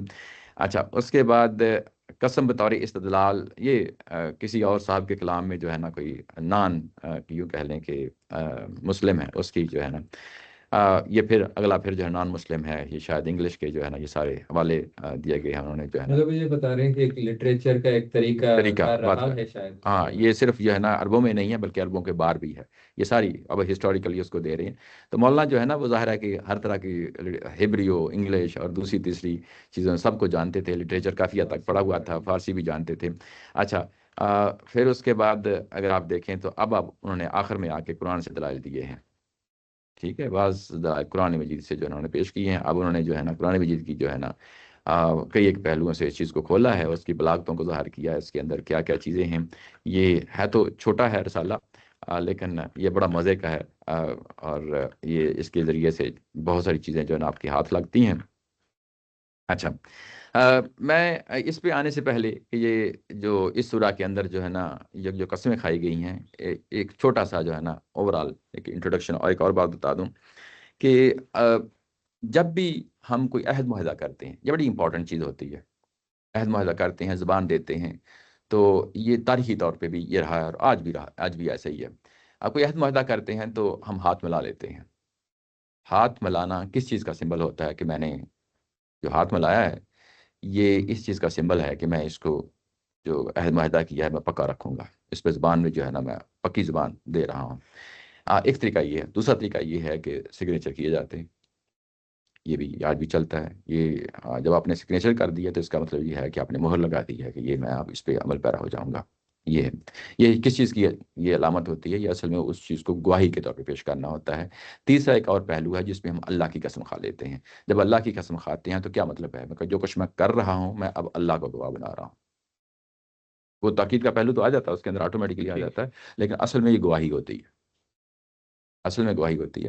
بعض اوقات ہم اللہ کی گواہی سے ہٹ کے دو چار بندوں کے بھی جو ہے نا ساتھ گواہ وٹنس کا مطلب ہی گواہ ہوتا ہے، وہ لے آتے ہیں. وہ بھی اصل میں گواہی ہی ہوتی ہے، وہ بھی اصل میں گواہی ہوتی ہے. اچھا پھر اس کے بعد یعنی کسی کتاب پہ ہاتھ رکھ کے قسم کھا جانا، یہ ہمارے جو ممبرز آف پارلیمنٹ ہوتے ہیں تورات پہ، انجیل پہ اور قرآن مجید پہ ہاتھ رکھ کے، یہ بھی ہم جو ہے نا دیکھتے ہیں عدالت میں جو ہے نا عدالت میں کوئی مسئلہ پیش آتا ہے وہاں پہ بھی ہاتھ رکھ کے جو ہے نا یہ اس طریقے سے قسم کھائی جاتی ہیں. یہ اصل میں یہ ساری قسم کے مختلف شیڈز ہیں. گواہی تاکید کی کوئی قسم نہیں جی گواہی تاکید ہی کی ایک قسم، لیکن اسے تاکید محض تاکید نہیں رہتی نا، مطلب اس پہ کوئی دلیل ہوتی ہے. دلیل یہ تو ایک عام سادہ سی ایگزامپل ہے، اس پہ دلیل لائی جائے گی. اچھا اس کے پھر ایک شیڈ میں سے ایک شیڈ یہ ہے کہ بعض اوقات قسم برائے قسم ہی ہوتی ہے. مانتا ہوں ایسا بھی ہوتا ہے، ضروری نہیں کہ ہر قسم جو ہے نا اس کی کوئی گواہی ہو. اس کی ایک قسموں میں سے ایک چیز جس کو گواہی کے طور پہ جو ہے نا ہم بات کر رہا ہوں اس کو ایمفیسائز کرتے ہوئے اس سے پھر دلیل بھی لائی جاتی ہے. اس سے دلیل لائی جاتی ہے، وہ دلیل ہے جو یہاں پہ امپورٹنٹ ہو جاتی ہے. اچھا یہ میں اس سے پہلے کہ میں اس سے جو موجودہ ہماری یہ بات ہے اس پہ آؤں، اس کے لیے کیا قرآن مجید میں بھی کوئی ہمارے پاس کوئی ایسی چیز ہے کہ جو قرآن مجید خود کہتا ہے کہ میں گواہی کے طور پہ پیش کر رہا ہوں؟ یہ ایک ایسی دلیل ہے، اگر قرآن مجید خود کہہ دے تو یہ تمام بحثیں جو ہے نا زیرو ہو جاتی ہیں. اچھا بڑی مزے کی بات ہے کہ یہ جو کتابچہ پڑھتے ہوئے حمید الدین فراہی صاحب کا، انہوں نے یہ جب دلیل دی ہے، اس کے علاوہ اور بھی بہت ساری دلیلیں دی ہیں ثابت کرنے کے لیے اپنی بات کو. ظاہر ہے کہ انہوں نے یعنی مسلم نان مسلم لٹریچر، عربوں کا لٹریچر سب کھنگال ڈالا ہے، بے شمار دلیلیں دی ہیں، دلیں جو ہے نا کھڑی کر دی ہیں اس کتابچے کے اندر، جو مجھے اپیل کرتی ہے اور مجھے بہت ہی اپیل کرتی ہے اس قسموں کے حوالے سے. اب میں آپ کے سامنے وہ پہلو جو ہے نا رکھنا چاہتا ہوں. وہ پہلو کیا ہے؟ وہ قرآن مجید نے خود اس کے بارے میں تبصرہ کیا ہے. قرآن مجید جب یہ کہتا ہے، یہ سورہ جو ہے نا سورہ فجر ہے، اور اس میں قسمیں کھائی ہیں فجر کی، واللیالی عشر، اور چاند کی ہر 10 راتیں، لیال کا مطلب راتیں ہیں، عشر 10 راتیں، والشفع والوتر، اور جفت اور طاق مہینہ، واللیل اذا یسر، اور رات جب جو ہے نا چل پڑتی ہے یعنی صبح کے وقت، حل فی ذالک قسم الذی ہجر، یہ جو قسم کھائی جا رہی ہے اس میں کسی عاقل کے لیے اس سے بڑی اور گواہی بھی کوئی ہے؟ اب یہ قسم کا ترجمہ یہاں پہ گواہی کا لایا گیا ہے. یہ جو قسمیں کھائی گئی ہیں یعنی فجر کی قسم کھائی ہے، چاند کی قسم کھائی ہے، چاند کی 10 راتوں کی قسم کھائی ہے، جفت اور طاق کی قسم کھائی گئی ہے، اور رات کی یعنی ختم ہونے پہ اس پہ قسم کھائی گئی ہے. اور اس کے بعد یہ سوال لایا گیا ہے کہ یہ جو قسمیں کھائی گئی ہیں کیا یہ کسی عاقل کے لیے اس سے بڑی گواہی ہو سکتی ہے؟ اب یہاں پہ ہجر کا مطلب عاقل ہے، یہ آپ کوئی بھی ترجمہ کر لیں اس کا مطلب یہی عقل ہے، ٹھیک ہے نا. کسی بھی عقل مند شخص کے لیے اس سے بڑی کوئی اور دلیل کیا ہو سکتی ہے؟ تو اگر میں اس کا ویسے لوز سا ترجمہ کروں تو اس میں کسی عقل والے کے لیے کوئی قسم ہے تو یہ جملہ بڑا بیکار سا ہو جاتا ہے. جملہ بیکار ہو جاتا ہے. نہیں تو یہ کسی بھی ترجمے والے کو پڑھ لیں، انہوں نے سب نے یہی اسی انداز میں لکھا ہے. جی ہاں، لیکن اصل میں یہ ایک دلیل ہے، یعنی یوں کہ کسی عقل مند بندے کے لیے اس سے بڑی اور کیا دلیل ہو سکتی ہے جب قرآن خود کہہ رہا ہے.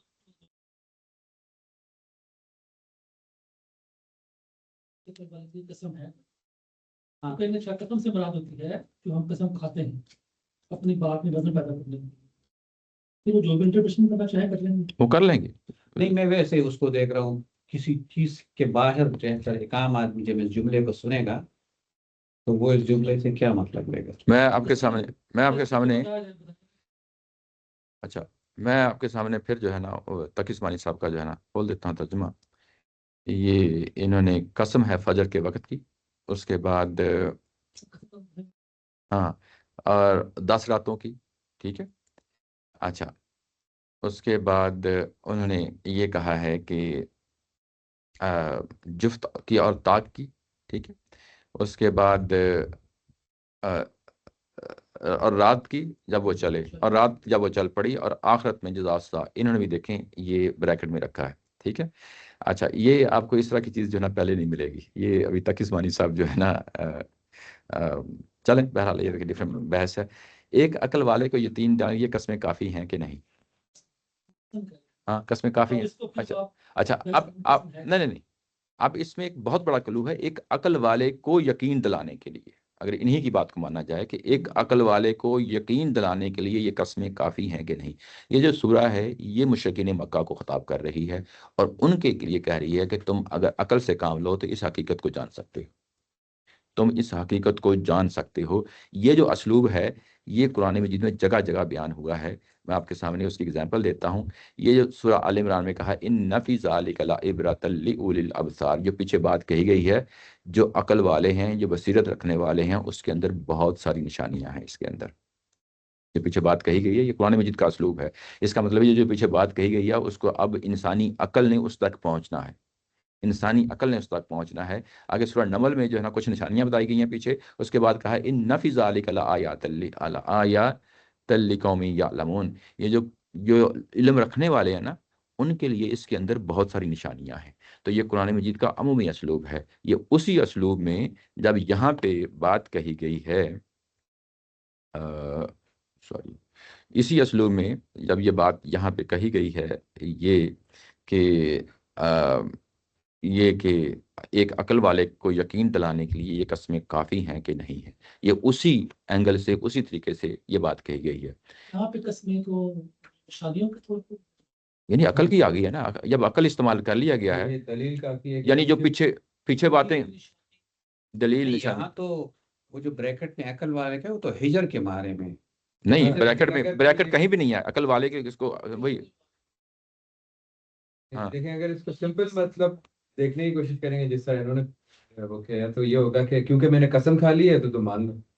ہاں میرا تو یہی خیال ہے پھر یہ کیونکہ صرف اللہ تعالیٰ نے قسم کھا لی اس لیے مان لیں تو یہ تو ہو نہیں سکتا نا مطلب یہاں پہ.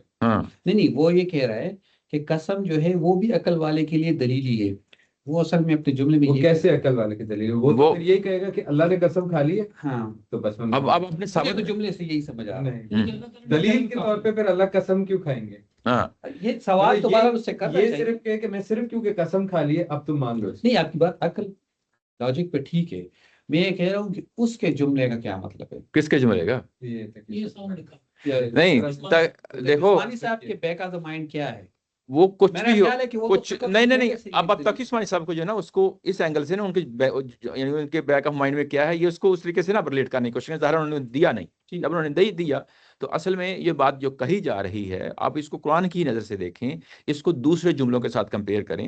آپ اس جملے کا مطلب اپنی مرضی سے بتا رہے، آپ اس کو کیسے آپ سمجھتے نے بھی بتایا تھا نا، اس سے یہی میں نے اس سے پوچھا تھا، آپ جو پڑھا ہے اس سے لگا ہمیں کہ آپ نے ریفرنس دیے ہیں ان آیات کے جہاں پہ نشانیوں کی باتیں ہو رہی ہیں۔ جی اچھا ہاں جی تو آپ نے کہا چونکہ وہاں پہ آیا ہے اس لیے یہ بھی جی وہاں پہ یہ یا کلون تو بے شمار جگہوں پہ قرآن مجید میں آتا ہے نا یہ لفظ، یہ تو وہاں پہ جب بھی یہ بات کہی جاتی ہے پیچھے کوئی بات ہوتی ہے اس کے اوپر جو ہے نا اس انسانوں کو سوچنے سمجھنے پہ ابھرا جاتا ہے کہ تم عقل سے کیوں نہیں کام لیتے، ٹھیک ہے نا؟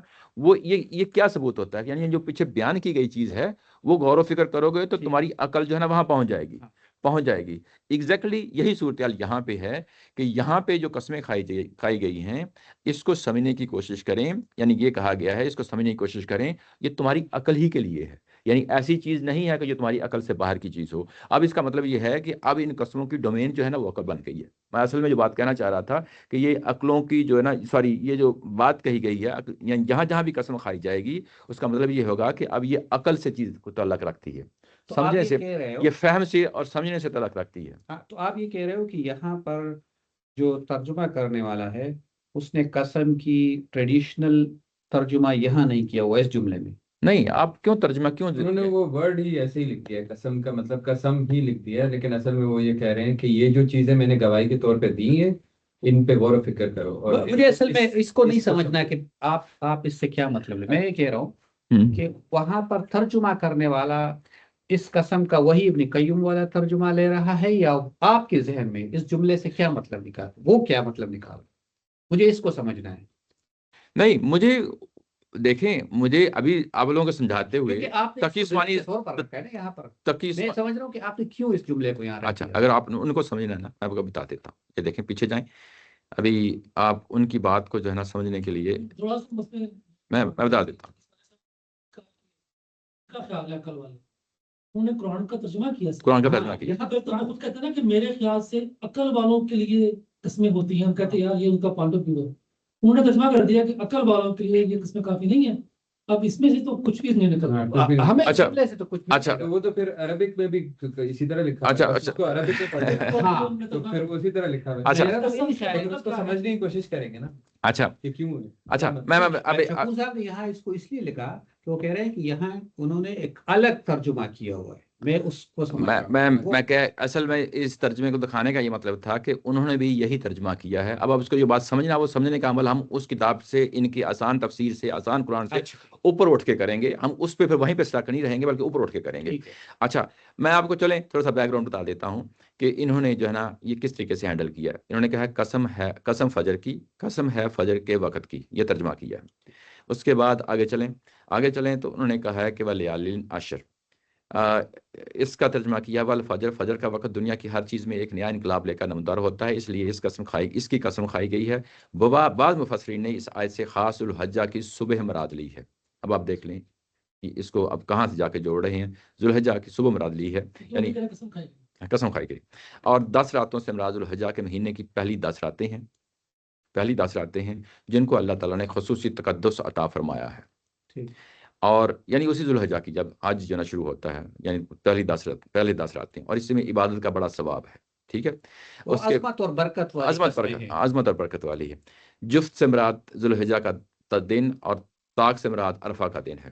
اب یہ کیسے بنتا ہے جفت آڈ اور ایون سے جو ہے نا، یہ مجھے سمجھ نہیں آتی، بہرحال انہوں نے لکھ دیا ہے کہ ذوالحجہ کا دن جو ہے نا وہ جفت ہے اور عرفہ کا دن جو ہے نا وہ اس سے طاق مراد ہے، جو 9 ذوالحجہ کو آتا ہے، اور ان ایام کی قسم کھانے سے ان کی اہمیت اور فضیلت یہ ایسے ہی۔ اچھا اس کے بعد آگے کہتے ہیں واللیل اذا یسر، رات کی جب وہ چل کھڑی ہو اور آخرت میں جزا ضرور ہوگی۔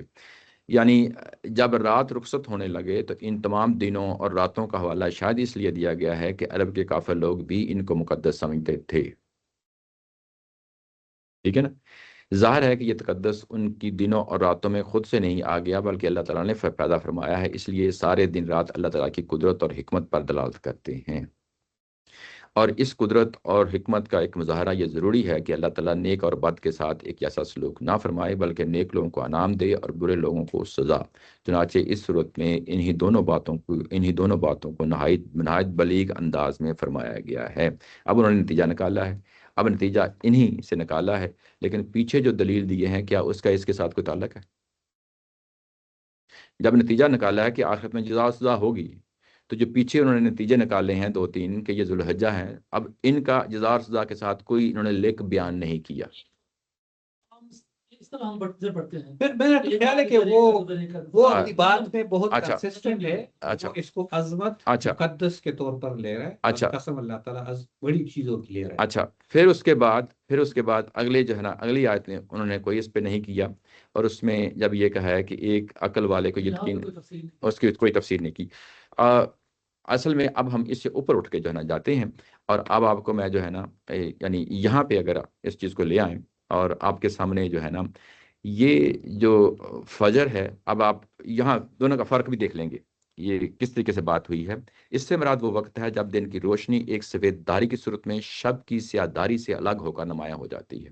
اب آپ کو یہاں پہ یعنی فجر کہتے ہی اس کو ہے، اب یہاں پہ انہوں نے زبان و بیان کو سامنے رکھا ہے، ٹھیک ہے نا۔ فجر کی قسم کھائی گئی ہے اور چاند کی ہر 10 راتیں، وہاں پہ ذوالحجہ کی 10 راتیں ہیں، یہاں کے چاند کی ہر 10 راتیں ہیں۔ اصل میں لیالین عشر کا لفظ آیا ہے، یہ نکرہ ہے، اس لیے اس مہینے کی 30 راتوں میں سے ہر 10 راتیں مراد لی جا سکتی ہیں۔ چاند کی تدریجی عروج و زوال کی طرف اشارے کے لیے نہایت بلیغ اسلوب ہے، اس لیے کہ پہلی 10 راتوں میں ایک چاند باریک ناخن کی شکل سے شروع ہو کر بڑھتا ہے، یہاں تک کہ آدھے سے زیادہ روشن ہو جاتا ہے۔ دوسری 10 راتوں میں وہ اپنے عروج و کمال پر ہوتا ہے، اور آخری 10 راتوں میں وہ زوال کی طرف بڑھنا شروع ہو جاتا ہے، یہاں تک کہ قرآن کی تعبیر کے مطابق کھجور کی سوکھی ہوئی ٹہنی کے مانند ہو کر رہ جاتا ہے، ٹھیک ہے نا۔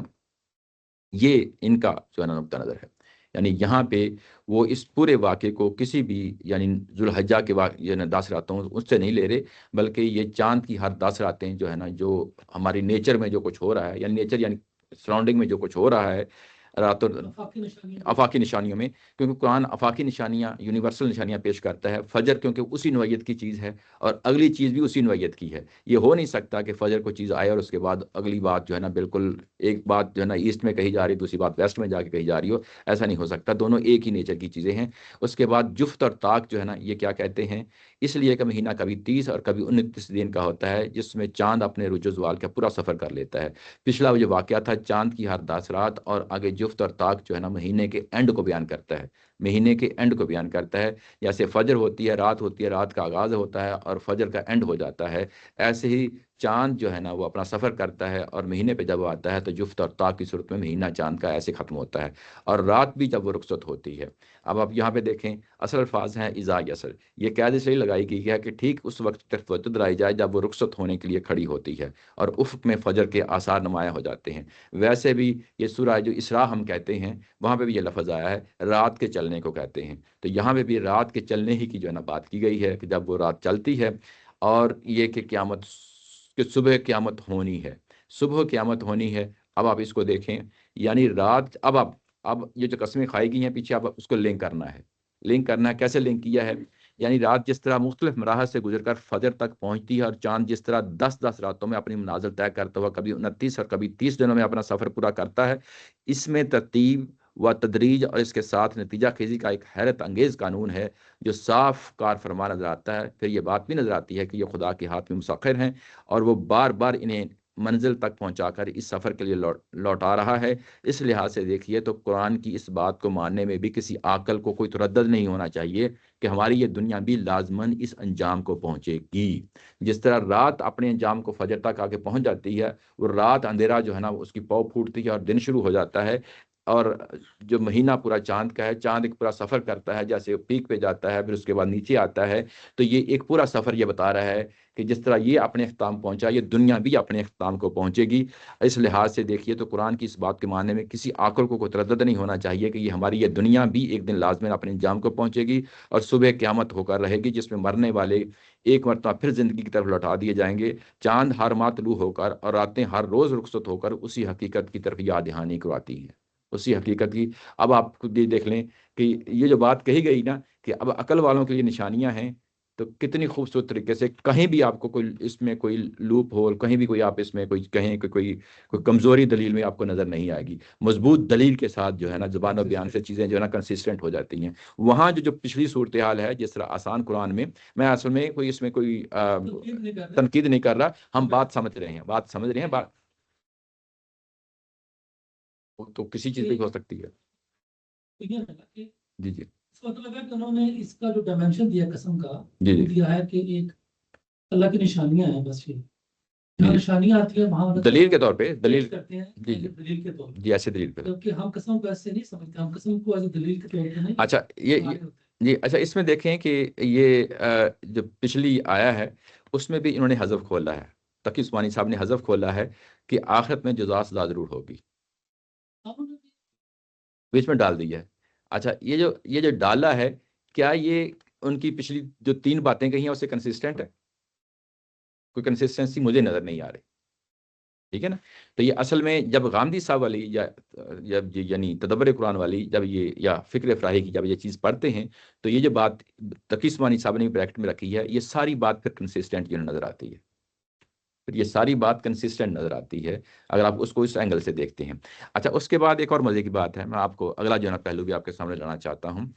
یہ جب دلیلیں پیش کر دی گئیں تو اس کے بعد پوری سورہ کو اپنے سامنے رکھنا ہے۔ میں پورے سورہ نہیں پڑھنے جا رہا، میں آپ کو ویسے ہی اوور ویو دینے جا رہا ہوں۔ آگے جو ہے نا یہ قوم عاد کا واقعہ بیان کیا گیا ہے، سورہ فجر میں قوم عاد کا بیان کیا گیا ہے، پورا کا پورا جو ہے نا کس طریقے سے پورے ایک پیراگراف میں شروع سے لے کے آخر تک کیسے جو ہے نا یہ ان کو دعوت پیش کی گئی، وہ کیسے لوگ تھے، اور ان کے ساتھ پھر آخر میں کیسے زمین پہ قیامت برپا ہوئی، یہ پورا اس پیراگراف میں دیا گیا ہے۔ اس کے بعد یہ کہا گیا ہے کہ دیکھو اب اگلی بات جو پیش کی جا رہی ہے کہ انسان کا یہ حال ہے کہ اس کا رب جب اسے آزماتا ہے تو اس کے لیے عزت بخشتا ہے، راحت عطا فرماتا ہے، تو کہتا ہے کہ میرے رب نے میری شان بڑھائی، اور جب اسے آزماتا ہے اور اس کے لیے اس کی روزی اس پر تنگ کر دیتا ہے تو کہتا ہے کہ میرے رب نے مجھے ذلیل کر ڈالا۔ نہیں، یہ اس لیے نہیں، ہرگز نہیں، بلکہ تمہیں آزمانے کے لیے ہوتا، اور تمہارا حال یہ ہے کہ تم یتیم کی قدر نہیں کرتے۔ یہ جو اوپر بات تھی، یہ انسانوں کا عمومی مزاج ہے کہ جب انہیں کوئی چیز ملتی ہے تو نفسیاتی طور پہ جو ہے نا وہ اس طریقے سے بیہیو کرتے ہیں، انسانوں کا جو یعنی یہ وہ بات کہی گئی ہے۔ یہ بات صرف وہاں تک نہیں رہتی بلکہ اس کے بعد اگلی بات کے ساتھ جوڑا ہے کہ تم یتیم کی بھی قدر نہیں کرتے، یعنی تمہارے اندر بھی ایک قیامت برپا ہے۔ جس طرح پیچھے قوم عاد کے بارے میں قیامت برپا ہوئی رسولوں کے دور میں، اس کے ساتھ یہ ملایا کہ تمہارے اندر بھی ایک قیامت برپا ہے، تمہارا ضمیر بھی جو ہے نا ہر وقت کی قیامت برپا کیے رکھتا ہے، کون سی چیز صحیح ہے کون سی چیز غلط ہے۔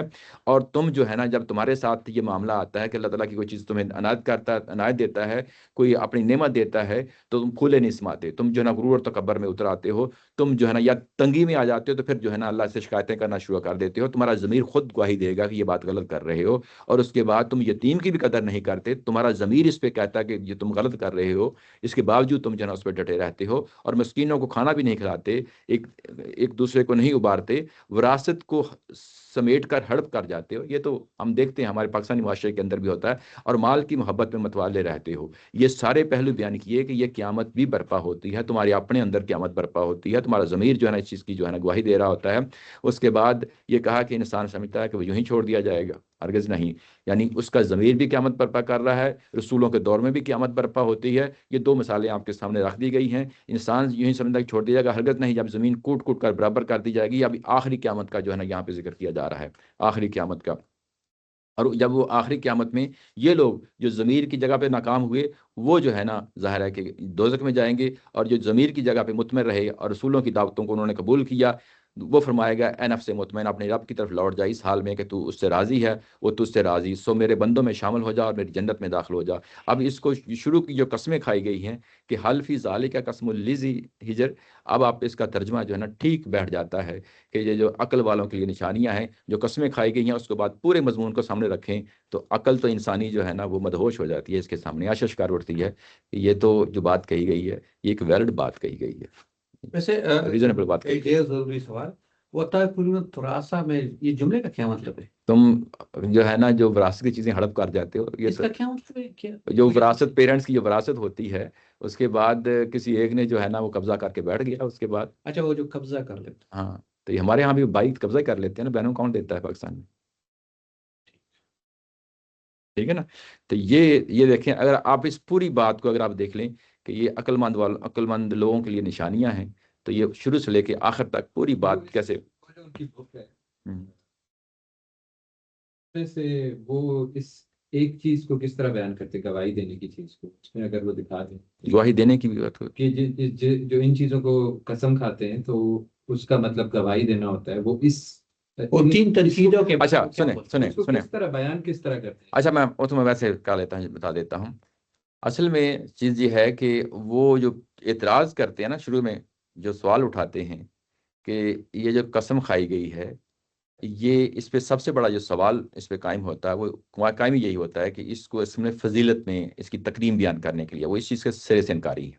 وہ کہتے یہ ہیں کہ اصل میں یہ جو جتنی بھی قسمیں کھائی گئی ہیں یہ کسی دلیل کے لیے کھائی گئی ہے، تو مطلب دلیل یہاں پر اس کے تقدس، فجر کا تقدس تقدس نہیں ہے، تقدس نہیں کوئی ہے۔ تکریم نہیں ہے، کوئی تقدس نہیں ہے، کوئی اس میں جو ہے نا کوئی اس کی فضیلت بیان نہیں کی گئی، کوئی اللہ تعالیٰ کی ذات نے اپنی جو ہے نا صفت کا کوئی حوالہ نہیں ہے اس کے اندر، کوئی ایسی چیز نہیں ہے۔ بیسک بہت بڑا ڈفرنس کر دیا یہ تو بہت قسم کا جو بیسک ہمارے کہتے ہیں ہماری قسم، ہاں ہاں تو ہم اس بندے کو بڑا ریکارڈ دیتے ہیں جی کہ کل کو اگر میں اپنی بات میں اپنوں گا تو وہ مطلب میں نے اپنی وہ دوستی خراب کر دی، جی جی یا قرآن کی قسم وہ بھی ہو سکتا ہے، وہ بھی ہو سکتا ہے، لیکن یہ قرآن کا یہ پہلو ہم اس کو پورے پیکج کیا کا مطلب یہ لے رہا ہے جی جی کہ وہ گواہی کے طور پر پیش ایک کرتا ہے، پروسیس کی طرف دکھا دیا کہ اس کا پروسیس ہے۔ ہاں تو اس کا مطلب ہے قسم کا جو ٹوٹل کنسپٹ ہے وہ ہی چینج کر دیا، ٹوٹل چینج کر دیا۔ لیکن میرا خیال ہے کہ جہاں تک مجھے یاد پڑا، میں نے کافی پہلے پڑھی تھی، وہ یہ چیز مانتے ہیں کہ اس چیز کے لیے بھی قسم کھائی جاتی ہے کسی اور چیز تقدس کے لیے، لیکن وہ قرآن مجید اس لیے نہیں کھا رہا۔ وہ کہتا ہے کہ یہ غیر متعلقہ چیز ہے قرآن کے لیے، ہاں قرآن نہیں کھاتا، لیکن عام زبان میں، وہ تو میں بھی کہہ رہا ہوں، تاج صاحب کے جواب میں نے کہا کہ اس کا ہو سکتا ہے تقدس، یعنی ہم کسی ایسے بندے کو گواہی کے لیے پیش کر رہے ہیں جس کا میں بھی عزت کرتا ہوں، وہ بھی عزت کرتا ہے، یہ بھی ہو سکتا ہے، یہ سارے پہلو ہو سکتے ہیں، لیکن قرآن جب اس کو قسم کے طور پہ پیش کرتا ہے تو اس میں فجر یا راتوں کی کوئی تقدیس نہیں بیان ہو رہی۔ جی جی جو کہ بالکل آپ نے صحیح پڑھی ہے ویسے ہی ہے، جی جی اس میں تو یہی آتا ہے نا بلیف ہمارا کہ اس طرح نہ کھائیں کہ کوئی بھی چیز ہمارے لیے شرک کے پہلو اللہ سے بڑھ کے کوئی نہیں ہو سکتی۔ مطلب نہیں ہے کہ ہم اس کو کیسے قسم پیش کر سکیں، اس لیے ویسے ہی منع کیا گیا کہ کسی کی قسم نہ کھائیں۔ جی جی لیکن اللہ تعالیٰ اللہ تعالیٰ اپنی یہ پھر مخلوق کی قسمیں کھا رہے ہیں نا، یعنی اپنے سے بڑھ کے گواہی پیش وہ تو اب ہم کہہ رہے ہیں نا۔ ہاں اگر ہم ایگری کریں ہاں قسم کا ڈیفینیشن اللہ تعالیٰ کے نزدیک گواہی ہے، جی جی اللہ تعالیٰ نے کہا کہ میرے نزدیک قسم مطلب ہے میں گواہی کے طور پر پیش کر رہا ہوں چیزوں جی جی کہ ان کو تم سمجھو، غور کرو، نشانی۔ جی جی تو جب اللہ کے نبی نے کہا ہمیں کہ تم کسی قسم نہ کھاؤ، نہ کھاؤ، تو اس کا مطلب ہے کہ اللہ کو ہم گواہ بنا رہے ہیں۔ گواہ بنا رہے ہیں، گواہ بنا رہے ہیں، بس اس سے زیادہ ایسے کچھ ہی نہیں ہے۔ ایسے ہی اللہ کو ہم چونکہ مانتے ہیں جی جی تو ہم اس کو ایز اے گواہ بنا رہے ہیں کہ وہ ایز اے ریئل ہے۔ جی جی اور جب آپ قسم کھا کے کوئی چیز نہیں کرتے نا تو پھر اس کے بعد اس کا کفارہ پیش کیا جاتا ہے، آپ کو معلوم ہے نا، قرآن مجید میں ہے۔ ہاں ہاں اس کے روزے رکھنے پڑتے ہیں۔ ہاں جی جی ایسے ہی، تو اس کا مطلب یہ ہے کہ یہ شریعت کا پہلو ہے۔ اگر آپ اللہ کے علاوہ کسی اور قسم کھائیں گے تو یہ شرک کا پہلو آ جائے گا کہ آپ نے اس کو اس جگہ پہ کھڑا کر دیا ہے۔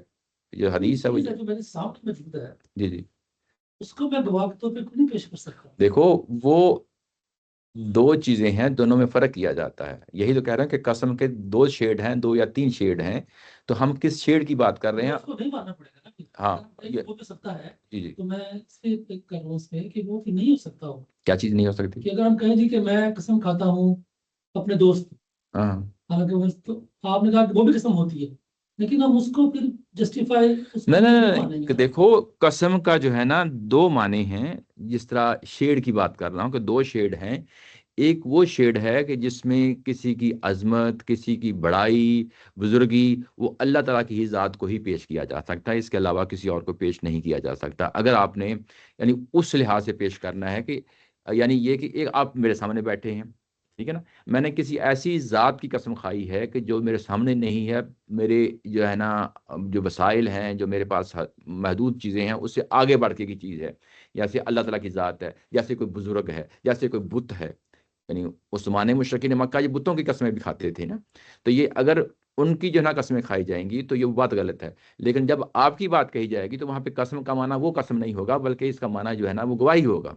ٹھیک ہے نا، میں گواہی میں پیش کرتا ہوں، قسم کا دو معنی ہو گئے نا. پھر میں گواہی میں طاہر صاحب کو پیش کرتا ہوں، گواہی میں قرآن کو پیش کرتا ہوں، گواہی میں جو ہے نا میں اس پہ ہاتھ رکھتا ہوں. اس کے پھر ہم جو ہے نا اس کا انگلش ٹرانسلیشن اوتھ ہی کہتے ہیں، اس کو بھی اوتھ ہی کہتے ہیں. لیکن یہ قسم کی مختلف قسم ہو جائے گی. اصل میں ہم نے اس کا شیڈ کو دیکھنا ہے، دو چیزوں میں فرق کرنا ہے. جب ہم فرق نہیں کریں گے تو اس میں پرابلم ہو جائے گا. تو یعنی مطلب یہ ہے کہ یہ دوسرا شیڈ ہے، وہ گواہی کا شیڈ ہے. گواہی کے شیڈ میں جو ہے نا قرآن مجید نے بھی اسی شیڈ میں یہ قسمیں کھائی ہیں، اسی شیڈ میں کھائی. ہاں جی جی، نہیں وہ تو گواہی کی، وہ گواہی ہے، تو گواہی ہے. نہیں وہ اصل میں ہر چیز کا کنٹیکسٹ ہوتا ہے نا. ایسا نہیں ہوتا کہ جو ہے نا ہم اس کو ہم یونیورسل اسٹیٹمنٹ جو ہے نا سمجھ لیتے ہیں. یعنی جب وہ بات کہی گئی ہوگی تو اس کے پیچھے جو ہے نا شرک کی بات ہوگی اس کنٹیکسٹ میں، کیونکہ ان کے مشرکین عرب جو ہے نا وہ بتوں کی بھی قسمیں کھاتے تھے. ہم جب بات کوئی بھی حدیث کی بات ہوتی ہے اس کو کبھی بھی ہم عمومیت کے رنگ میں نہیں لینا چاہیے، وہ کسی نہ کسی چیز کی اپلیکیشن ہوتی ہے. یعنی یہ قرآن شریف میں ہاتھ رکھنا ہے یہ ہمارے مسلمانوں کی تہذیب کا کوئی، یہ ہماری تہذیب کا ایسا نہیں ہے، یہ مغرب کی تہذیب وہی سے آیا.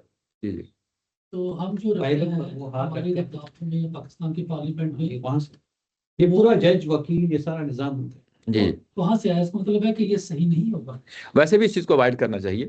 میں خود پرسنلی اوائڈ کرتا ہوں. میں سمجھا ہوں نا جو ہم ڈسکس کر رہے ہیں اس کے دائرے کار میں جو اللہ تعالیٰ نے قسم جس طرح کھائی ہے تو اللہ کے نبی نے منع بھی کر دیا ہمیں. جی جی، تو میں تو یہ سمجھ رہا ہوں کہ کسی بھی چیز کی قسم کھانا چاہے وہ سامنے میرے موجود ہو جی جی، وہ نہیں کھا سکتا. اللہ کی اوائڈ کرنا چاہیے، اگر اوائڈ کرنا اللہ چاہیے. کھانی پڑے تو پھر اللہ کی قسم کھا کے بتا. جی جی، اچھا. اگر اس کا پھر نہیں پورا، لیکن یہ جو گواہی کا پہلو ہے، اللہ کی طرف سے بھی گواہی کا پہلو ہے تو وہ تو جیسے ہاتھ میں لانا ہے، جیسے سائن کرنا ہے، جیسے کسی اور کسی نیچر دو چار بندوں کو گواہی کے طور پر پیش کرنا، یہ تو نارمل چیزیں ہیں. یہ تو وہ بھی اصل میں گواہی ہی ہوتی ہے. وہ ڈیفرنٹ ہے. اس کو کھا رہے ہوتے ہیں، اس کو کہہ رہے ہوتے ہیں آپ اس بندے کو میں گواہ بنا رہا ہوں اس واقعے کا. اچھا ٹھیک ہے. اچھا یہ جو بات ہے، یہ جو ابھی آپ کے سامنے یہ ساری باتیں ہوئی ہیں، تو اس لیے غامدی صاحب نے یہاں پہ ترجمے میں اس کو گواہی ہی لکھ دیا ہے. یہ بات اب وہ کنفیوژن نہیں رہتی جو آپ کہتے ہیں کہ قسم کا لفظ لکھنے سے یا بولنے سے جو ہے نا. خیال ہے کہ اس میں ہم اب آگے تو نہیں پڑھ سکیں گے. آپ ذرا وہ ایک اعتراض کا آپ نے وہ جواب بتا دیا جو انہوں نے لکھا ہے، اس کے باقی جو دو اعتراضات ہیں وہ بھی نہیں، وہ بیسیکلی وہ جواب اعتراضات کا جواب نہیں دے رہے وہاں. مطلب ان کی جو اپلیکیشن ہے آپ قسم کی، جی جی، ان کا جواب کیسے نکلتا ہے ان تین اعتراضات کا، وہ کیسے وہ تو پھر آگے کئی ایک صفحات پہ مشتمل ہے نا. وہ تو ایک دو لائنوں میں تو بیان نہیں ہے. ایسا نہیں ہے، ایسا نہیں ہے، سمرائز کر دیں. نہیں ایسا نہیں، ایسا نہیں. یہ اصل میں وہ طور ہے اس کو دلیل کے طور پہ پیش کر رہے ہیں. دو اور کون سی اعتراضات؟ میں چلے جاتا ہوں شروع میں، کوئی مسئلہ نہیں.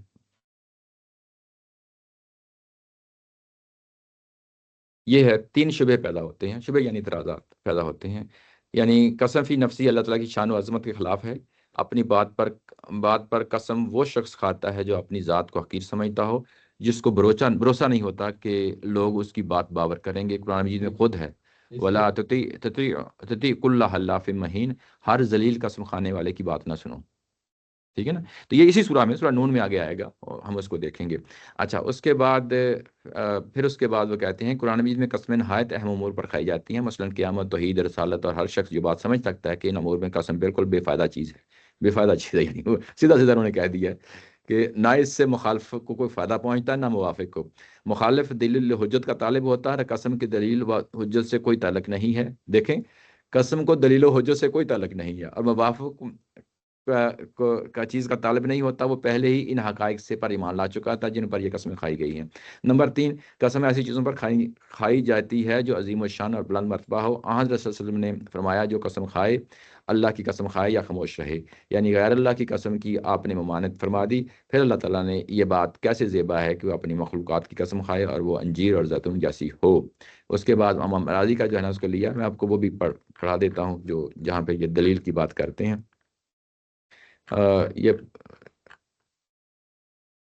یہ ہے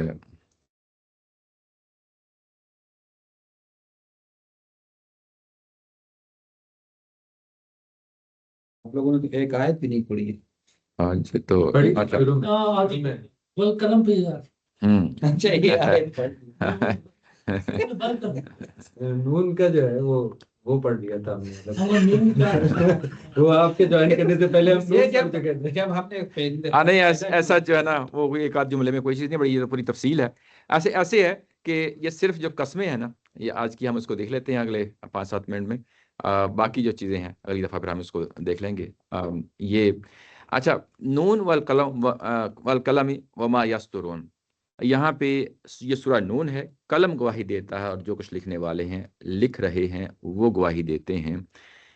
ما انت بنعمت ربک بمجنون، کہ آپ اللہ تعالیٰ کی نعمت کی وجہ سے مجنون نہیں ہیں، یعنی اللہ تعالیٰ کی فیور ہے یا عنایت ہے۔ ہو سکتا ہے آپ نے بتایا کہ جو گواہی دیتے ہیں، جی جی یہ ہو سکتا ہے جی جی کہ اللہ تعالیٰ کہہ رہے ہیں میں دیتا ہوں گواہی، قلم کو ایسے گواہی سمجھو۔ جی جی قلم گواہی خود تم دے گا نا، نہیں، مجھے کہا جا رہا ہے کہ تم سمجھو قلم گواہی دیتا ہے۔ گواہی کو، لیکن انہوں نے یہ جو آپ نے کہا اچھا، دیتا ہے۔ یہ دیکھیں بات یہ ہے کہ جب ہم اس بات کو سمجھ لیں گے تو علماء کرام کے ذریعے سمجھیں گے، جیسے تقی عثمانی صاحب نے کہا ہے قلم سے مراد یہ ہے کہ تقدیر کا قلم ہے، ٹھیک ہے نا، اور وما یسطرون سے مراد فرشتے جو لکھ رہے ہیں یہ ہے۔ اب ان دونوں کا اس سے کیا تعلق بنتا ہے کہ آپ اللہ تعالیٰ کی نعمت سے جو ہے نا مجنون نہیں ہیں؟ اب یہ جو اگر یہ اس اینگل سے دیکھا جائے تو جن کو یہ مخاطب کر رہی ہیں وہ مشرکین مکہ ہیں، ان کو کیسے باور کرایا جا سکتا ہے کہ یہ جو بات کہی جا رہی ہے یہ بات درست ہے؟ یہ بات ایک سرکولر جسے کہتے ہیں نا کہ سرکولر آرگومنٹ بن جاتا ہے کہ جو چیز دلیل میں پیش کر رہے ہیں وہ دلیل ہی آپ نے پیش نہیں کی، ٹھیک ہے نا، یعنی ایک ایسی بات کا دعویٰ کر دیا کہ جس کے لیے دلیل ہی آپ نے پیش نہیں کی۔ سرکولر آرگومنٹ ہے نا کہ آپ اسی چیز میں پھنسے ہوئے ہیں اور آ جا کے جو ہے نا پھر وہیں پہ آ کے بات لا دیتے ہیں۔ اصل میں جب یہ دیکھا جائے گا کہ اب یہاں قلم سے کیا مراد ہے اور وما یسطرون سے کیا مراد ہے۔ قلم سے مراد قلم ہے جس سے کوئی چیز لکھی جاتی ہے، جسے قرآن میں لکھا جا رہا ہے، اور وما یسطرون اور صحابہ کرام قرآن مجید کو لکھ رہے ہیں، ٹھیک ہے نا۔ اور جب اس کو قلم کو القلم کہہ کے کہا جائے گا تو یہ ایک عمومی مفہوم ہے، یعنی ہر وہ الہامی کتاب جو قلم کے ذریعے سے لکھی گئی، ٹھیک ہے نا، جیسے قرآن مجید لکھا جا رہا ہے، اس سے پہلی کتابیں بھی قلم کے ذریعے سے لکھی گئیں، جیسے تورات ہے، انجیل ہے، زبور ہے، وہ بھی قلم ہی کے ذریعے سے لکھی گئیں۔ یہ ہمیں معلوم ہے، یہ دوسری جگہ کسی سورہ میں آئے گا کہ تورات بھی ایسے ہی جو ہے نا لکھی گئی تھی، اور اس کی یہ بھی بڑی مشہور بات ہے کہ 10 کمانڈمنٹس ہیں، جو پہلی 10 کمانڈمنٹس آئی ہیں وہ لکھی ہوئی آئی ہیں، وہ خود اس چیز کا ثبوت ہے کہ جو چیز لکھی ہوئی ہوتی ہے وہ ظاہر ہے کہ کسی چیز سے لکھی گئی ہوتی ہے۔ والقلمی، اصل میں یہ پوری الہامی روایت کی جو ہے نا اس کو پیچھے ثبوت کے طور پہ پیش کیا جا رہا ہے کہ اگر وہ کتابیں بھی جو ہے نا کسی مجنون کی نہیں تھیں، وہ کتابیں بھی جو ہے نا جیسے عیسیٰ علیہ السلام ہیں، داؤد علیہ السلام ہیں اور حضرت موسیٰ علیہ السلام ہیں، اگر وہ میڈ نہیں تھے، اگر وہ مجنون نہیں تھے، اگر وہ جو ہے نا مخبوط الحواس نہیں تھے، تو اسی طریقے سے یہ پیغمبر بھی مخبوط الحواس نہیں ہیں، مجنون نہیں ہیں۔ یعنی ایک دلیل وہ پیش کی جا رہی ہے جو مشرکین مکہ کو بھی سمجھنے میں مدد دے سکتی ہے کہ جا کے وہ کتابیں پڑھ لیں، جا کے ان کی الہامی روایت کو دیکھ لیں، اگر وہ کتابیں پیش کرنے والے وہ مجنون نہیں تھے تو یہ بھی مجنون نہیں ہیں۔ یہ بات ہے، یہ یہاں پہ کہی جا رہی ہے وما یسطرون، اور اسی طریقے سے جس طرح وہ الہامی روایت کی کتابیں تھیں ویسے ہی یہ جو کتاب لکھی جا رہی ہے قرآن کی صورت میں، جیسے صحابہ اکرام لکھ رہے ہیں، یہ کتاب خود اس چیز کی گواہی ہے کہ آپ مجنون نہیں ہیں۔ یعنی قرآن کے مندرجات پڑھ کے دیکھ لو، اور کوئی بھی عقل مند جو ہے نا جب اس کے مندرجات پڑھ کے دیکھتا ہے تو وہ حیران اور ششدر رہ جاتا ہے کہ اس طرح کا کلام جو ہے نا کو مجنون نہیں پیش کر سکتا۔ یہ جب اگلی بات کے ساتھ ریلیٹ کرتے ہیں تو بات انڈرسٹینڈیبل ہے، لیکن یوں ہی آپ اس کو کہیں گے کہ یہ قلم سے مراد قدرت کا قلم ہے सहर मा यस्तरून से मुराद फरिश्तों का जो है ना लिखना है, तो बात बिल्कुल जो है ना आपस में रिलेट नहीं हो सकती, कोई चीज़ समझ में नहीं आती। बात वाज़ेह हो गई। लेकिन जब इसको दूसरे एंगल से देख रहे हैं, जिस तरह मैंने आपको बताया है, तो अगली बात खुद वाज़ेह हो जाती है। अगली बात खुद वाज़ेह हो जाती है। कुरान मुख्तलिफ जगहों पे अल्लाह ताला की ज़ात जो है ना, जब इस तरह की सूरत हाल होती है तो कुरान को सामने पेश कर देता है कि लाओ तुम्हारी इस तरह की कोई दलील लाओ अगर तुम्हारे पास है। तो कुरान खुद उस चीज़ की दलील बन जाता है कि आप जो ना पेश करने वाला ये मजनू नहीं हो सकता, मजनू नहीं हो सकता। माँ अंता बिन इमाती रब्बी का भी मजनून, आप जो है ना मजनून नहीं है।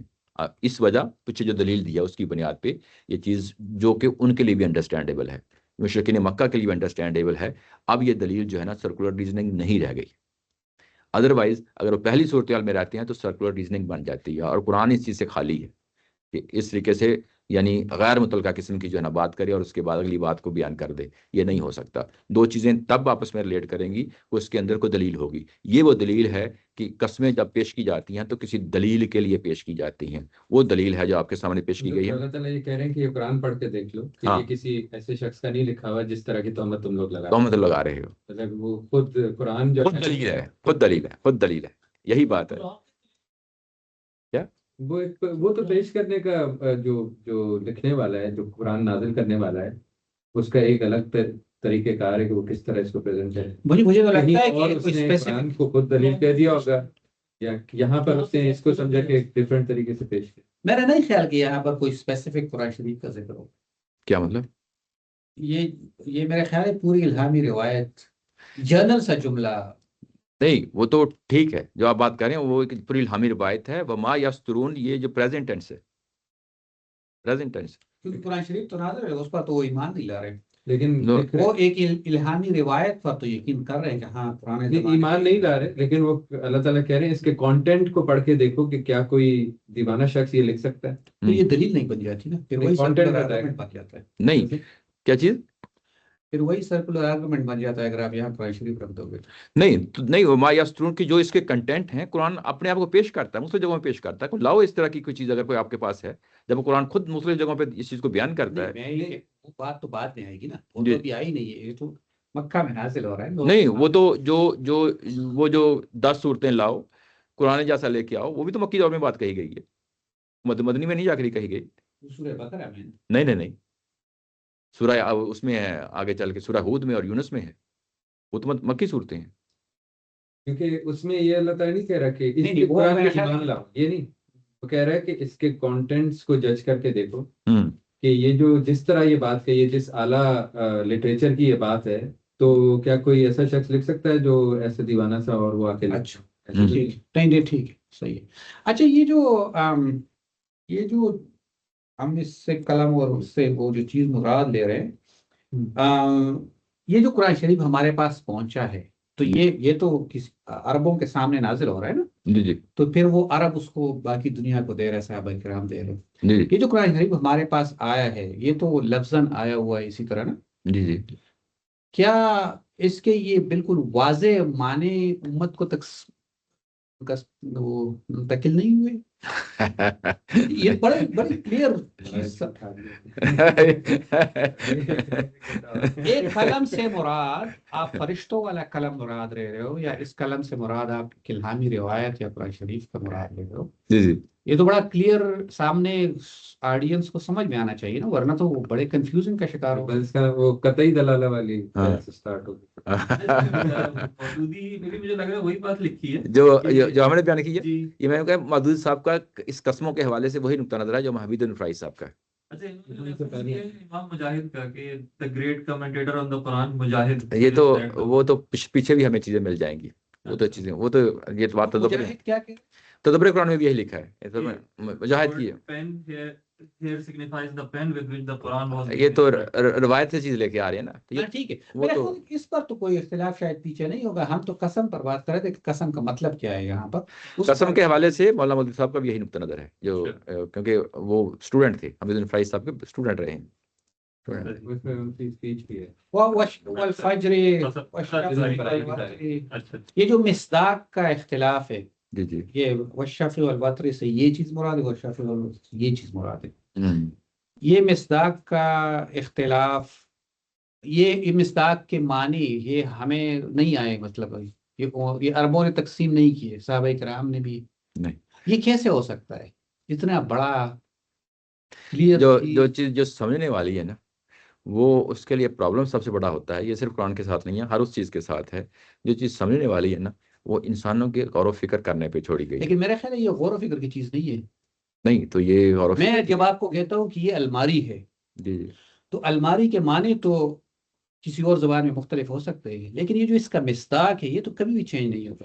دیکھو لینگویج جو ڈائریکٹ ایڈریسی تھا وہ تو سمجھ گئے ہاں ان قسموں کا مقصد، کیونکہ ان کی لٹریچر میں بھی موجود ہے.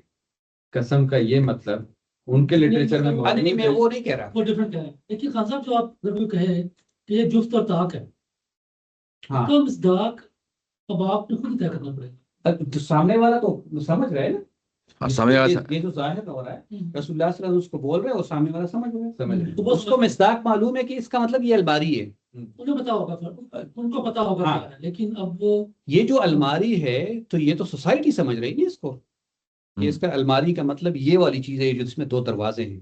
جی جی میں اس کو یہ الماری ہے. الماری ہماری زبان میں شیشے کو بولتے ہیں. ہوں. تو یہ تو بڑا یہ زبان کے چینج ہونے سے تو زبان کے چینج ہونے سے تو مصداق چینج نہیں ہونا چاہیے. میں اس کو کبٹ بول دوں گا تو میں انگریز بن جاؤں گا جی جی تو چیز تو وہی رہے گی، لفظ بھی چینج ہو گیا. اچھا، یہ سواری لفظ جو ہے، سواری میں بتاتا ہوں، اب دیکھیں مصداق کیسے چینج ہوتے ہیں. سواری لفظ ہے، سواری کے زمانے میں صرف کسی زمانے میں صرف گدا گھوڑا کے لفظوں پہ بولی جاتی تھی. تانگے آئے تو ہم نے اس کو بھی سوارا کہنا شروع کر دیا. پھر اس کے بعد گاڑی آئی، اس کو بھی ہم نے سواری کہنا شروع کر دیا. تو مصداق تو چینج ہوتے رہتے ہیں زبان کے اندر. نہیں. ڈفرنٹ پوائنٹ ہے. تو ہم دیکھنا ہے کہ اس زمانے میں ان کا مصداق کیا ہے. ہاں نا، جب اس زمانے میں یہ کبٹ کو تو آپ اے آئی کا وہ بالکل آٹومیٹک بنا دو، اس کو اس وقت بھی کبڑ ہی کہا جائے گا. کہا بول قلم اس زمانے میں، اور وہاں استعمال کہا، صحابہ نے سنا اور سمجھا. تو نہیں اب یہاں پہ جو پرائمری ایڈریسز ہیں، صحابہ کرام ظاہر اس میں شامل ہیں. پرائمری ایڈریسز یہاں پہ مشرکین مکہ ہیں، مشرکین مکہ ہیں، اور جب ان سے بات کہی جا رہی ہے تو وہ بات اس کو سمجھ رہے ہیں. تو اللہ کے نبی سے کہا جاتا ہے ما انت بنعمت ربک. ہاں، لیکن کس کو پہنچانا مقصود ہے؟ پہنچانا کس مقصود ہے؟ جی جی ہاں ڈائریکٹلی کہا جاتا ہے نبی تم مجنون نہیں ہو، فکر نہ کرو. جی جی یہ قلم اور جو لکھا جا رہا ہے جی جی یہ اس پہ گواہی ہے. جی جی تو صحابہ نے سنا ہوگا، یہ اللہ کے نبی نے سنا ہے، تو ان کے ذہن میں ان کو پتا ہے کہ کیا بات ہو. جی میرے خیال وہاں تک پہنچ جائے کہ ان کو پتا تھا کیا بات ہو رہی ہے. تو جو مصداق تھا وہ ہم تک پھر 2 طرح سے کیوں پہنچ رہا ہے. ایک بندہ کہہ رہا ہے کہ بلکہ نہیں پہنچا، 2 پہنچے نا آپ کے پاس. ہمیں بس ایک ہی پہنچا. یہ تو ابھی پچھلے 200 سال میں دوسرا پہنچا. ایک کہہ رہے تھے کہ جو قلم اللہ کا قلم ہے نا، وہ قلم ہے جو غالباً انہوں نے وہیں سے لیا ہے. قرآن پاک میں قلم کا مطلب وہ بھی آیا. اچھا، یہ جو بات ہے نا، یہ قلم الہی. ابھی تھوڑی دیر پہلے انہوں نے کہا کہ یہ ابن مجاہد کی بھی یہی رائے ہے، اور اس میں یہ کچھ روایتوں میں قسم کی بات کر رہے تھے. اچھا قسم کی نہیں، اگلی بات یہ کہہ رہے کہ یہ جو قلم سے مراد کیا ہے، قلم سے مراد کیا ہے، اور ما یسرون سے مراد یہ مجاہد کی رائے ہے. یہ تو تدبر قرآن میں بھی لکھی ہوئی ہے اور انہوں نے بھی لکھی ہے. سر یہ بڑا انٹرسٹنگ ہے. یہ قلم سے مراد آخر والا قلم ہے یا قلم سے مراد دنیا والا قلم؟ نہیں یہی یہ says that the word pen here دنیا والا ہی مطلب here signifies the pen with which the Quran was being دنیا والا. ہاں پھر ٹھیک ہے. دو ڈفرنٹ، ایک دنیا والا قلم اور ایک 2 رائے ہیں ہمارے سامنے. جی جی وہ آپ کہہ رہے ہیں جو نہیں رہے ہیں وہ بھی آئیں گے. یہ رائے میں تو یہ خیر رائے مجاہد کے پاس کہاں سے آئی؟ مطلب وہ کیسے بنی ہے؟ کیسے بنی انہوں نے بیان کی ہے، اور اس کے بعد طبری نے اس کو ریکارڈ کیا اپنی کتاب میں. یہ لکھا ہے کہ یہ ان کی رائے تھی، یہ ان کی رائے تھی. یہ تابعی ہیں دوسری نسل میں سے. تو اس کا صحابہ مطلب کے ہے کہ وہ لوگ سمجھ گئے تھے. ہاں وہ لوگ تو اس عربی کو سمجھتے تھے. جی جی وہ لوگ تو ڈائریکٹ سمجھ گئے. اور ہمیں کوئی نہ کوئی روایت مل جاتی ہے، ایسا نہیں ہوتا کہ نہیں ملتی، مل جاتی ہے پرانے بزرگوں میں سے بھی. یہ بات نہیں ہے کہ 200 سال پہلے. ہاں لیکن یہ قسم کو جو ہے نا ڈائمینشن کو چینج کر دینا، یہ ظاہر ہے کہ سمجھنا کا تو وہ تو ٹھیک ہے. قسم کا مصداق ہم تک کیوں نہیں پہنچا؟ وہ مجاہد دار ہے کہ دیکھنا شفقی والوتری، ہاں شفقی والوتری کے جو مصداق ہے جی جی وہ ہم نے ڈفرنٹ. لیکن اس پوری سورہ کے اندر وہ شفیع بتے اگر وہ مصداق آپ بیان کر لیں ذوالحجہ کی، تو پوری سورہ میں تو حج کا کہیں ذکر بھی نہیں آتا. یہ تو آپ سمجھنے کی بات کر رہے ہیں، میں تو مصداق کی بات کر رہا ہوں. سمجھنے کا اصول تو بعد میں ہوگا. لیکن کچھ لوگ پہنچ گئے نا اس مصداق تک جو جو ہم سمجھتے ہیں کہ 1000 صحیح سال مصداق ہے، لیکن وہ ایسا نہیں ہے کہ ایک شخص بیٹھا ہے وہ 1000 سال تک ریسرچ کرتا رہے. جو بھی ریسرچ کرنے بیٹھے گا اور وہ اگر اس پہ ریسرچ کا حق ادا کرے گا تو پہنچ جائے گا. اچھا وہ پہنچ کے مشکل بات تو نہیں ہے، یہ تو نہیں ہو سکتا کہ سب فرائی صاحب نے کی ہو لکھ نہیں، بہت ساری نہیں مل یہ جاتی جو ہے. جملہ ہے وہاں پر وہ جو سورہ فجر کے اندر خاص طور پر والشفع والوتر، اور اس سے پہلے جو ہے والفجر ولیال والعشر، یہ 3 چیزوں کا مصداق انہوں نے چاند کے 10 راتیں جی جی ہاں جی اور پھر 29 اور 30 کا مہینہ کیا ہے. جی جی یہ جو اس کو وہ اس سے ریلیٹ کر رہے ہیں ان آیات کو، جی جی کہ اس کا مطلب وہ چیزیں ہیں، ذوالحجہ وہ کی جو نام. چیز ہے وہ کیا سامنے والے کے سامنے تھی کہ ان آیت سے مراد وہ چیز مراد ہے. دیکھو اگر تو ہم جو ڈائریکٹ ایڈریسی سے ان کی بات ان کریں کے پاس تو ہونی چاہیے نا. اگر یہ ٹھیک ہے، یہ اگر دیکھیں امام فراہی ٹھیک ہے جی. تو پھر قریش کے سامنے بھی یہی مطلب ہونا چاہیے. اچھا امام فراہی اس کو بیان نہیں کرتے، اچھا یہ تو آپ ان طے کی شدہ، نظر میں تو قریش کے سامنے یہی مطلب تھا. یہ تو طے شدہ بات ہے کہ جب آپ کوئی کلام نازل ہو رہا ہے اور اپنے ایڈریس کو مخاطب کر رہا ہے تو کوئی ایسی بات بیان نہیں کرے گا جو اس کے مخاطبین نہیں سمجھ ہاں رہے. یہ یہ تو تو عقل محال ہے. ہم نے یہ چیزیں بعد میں کنسیڈر کی ہیں، وہ ہم نے غیر عقلی طور پہ ایسی چیزوں کو شامل کر دیا ہے جو کہ وہ نہیں ہیں. ہم اس کو یہی اسیوم کرتے ہیں کہ جو سامنے بندہ بیٹھا ہے وہ جو بات کہی جا رہی ہے وہ زبان و بیان کی بات کہی جا رہی ہے، اس میں کوئی اس طرح کا مسٹیریس قسم کا، کوئی کرپٹک قسم کا جو ہے نا، کوئی اس کے اندر کوئی ایسا ایلیمنٹ نہیں ہے.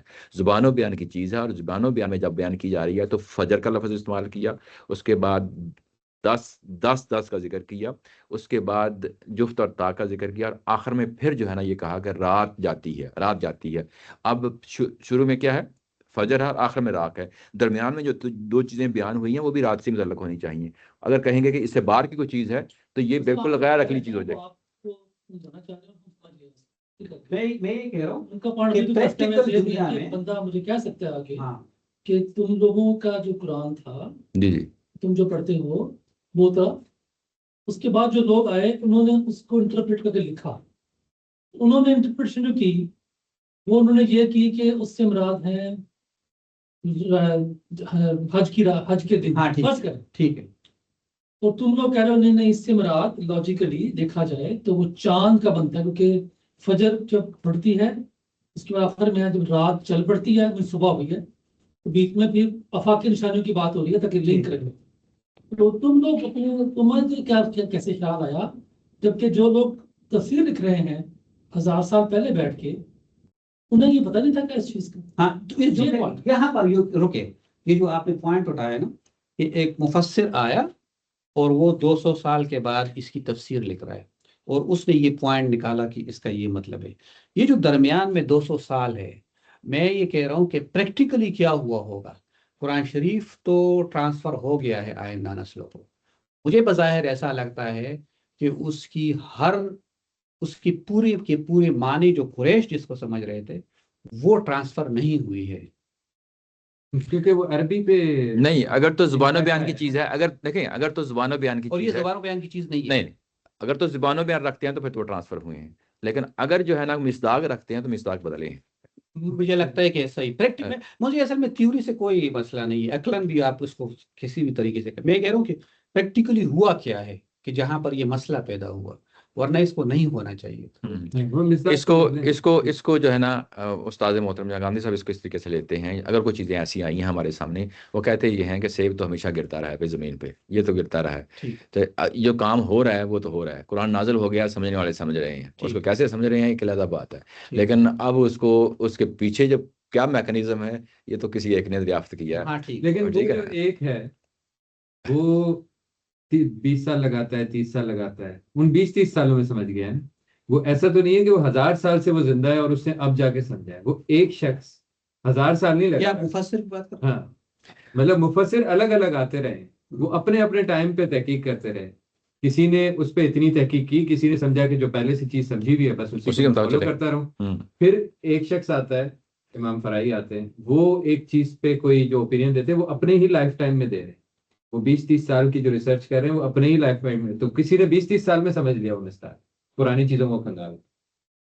تو مطلب میں کہنے کا مطلب یہ ہے کہ اتنا مشکل نہیں کہ ہم کہتے ہیں کہ 1000 سال لگ گئے کہ ہمیں سمجھ اچھا اس کے بعد ایک شخص نہیں ہے جو 1000 سال سمجھ رہا ہے.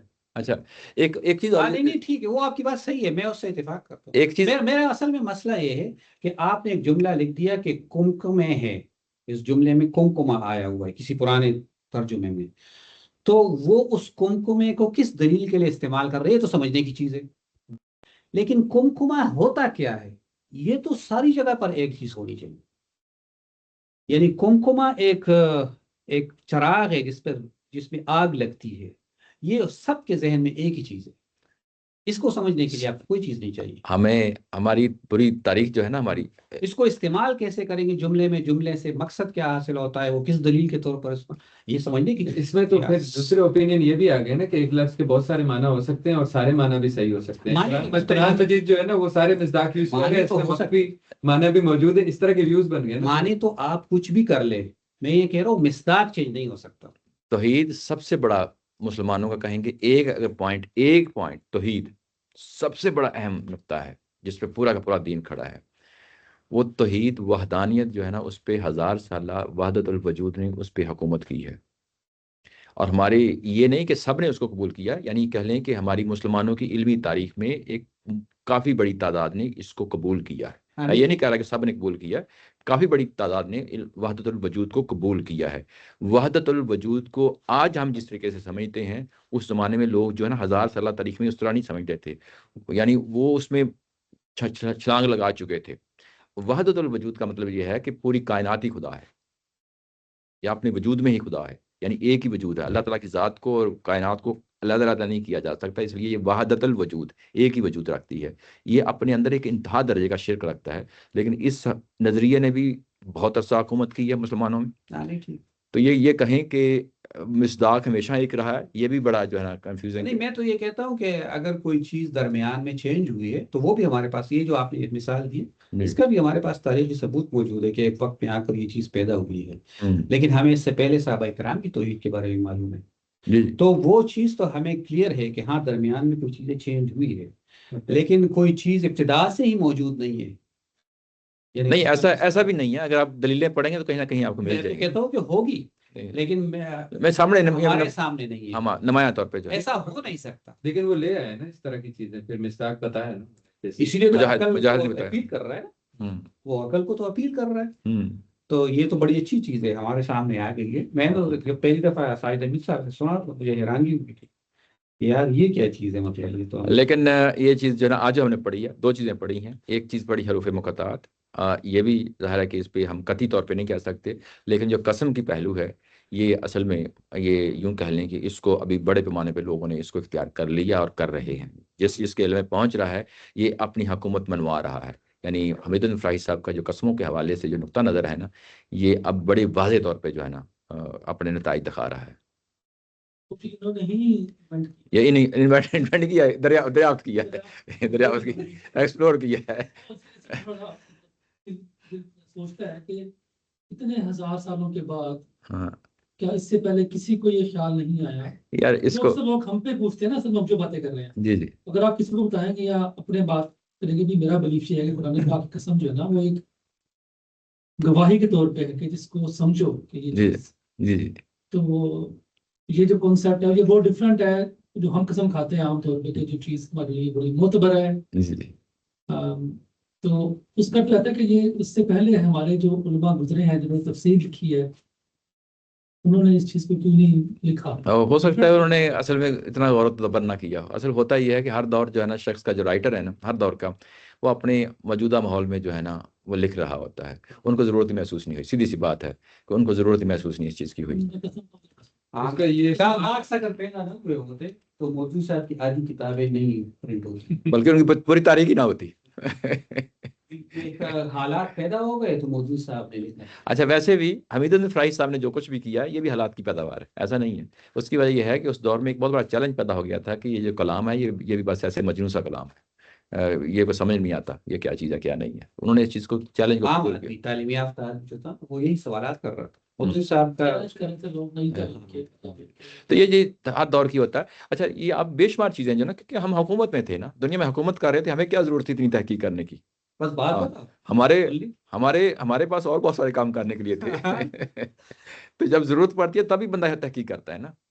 جب اس لیکن تحقیق زیادہ تر تحقیق تو تب ہوئی ہے جب حکومت پہ تھے باقی. ہاں، جو بغداد میں جو ہاؤس آف میں نالج تھا، میں سمجھ رہا ہوں. جب وہ گرا ہے عثمانی پھر تو تو اس کے کچھ بعد تحقیق ختم ہوا. نہیں کچھ ہاں. پہلو ایسے ہمیشہ رہتے ہیں جس کو لوگ فار گرانٹڈ لے لیتے ہیں. ہاں جس طرح یہ جو رسولوں کے دور میں جو ہے نا جو تلوار کے ذریعے عذاب آتا ہے، اس کا میں نے فار گرانٹڈ لیا ہوا تھا کیونکہ یہ حکومت سے تعلق رکھتا تھا. ہم یہی کہتے تھے دنیا پہ ہم جو ہے نا کفر اور شکر کا ہاں صحیح ہے. خاتمہ کریں گے. لیکن جب آج کے دور میں آ کے فکر فراہی کہتی ہے تو لوگوں کے لیے چمبے کی بات لگتی ہے، او یہ تو ہماری جہاد کو روک رہے ہیں، انہوں نے جہاد کو جو نا آلموسٹ ختم کر دی ہے.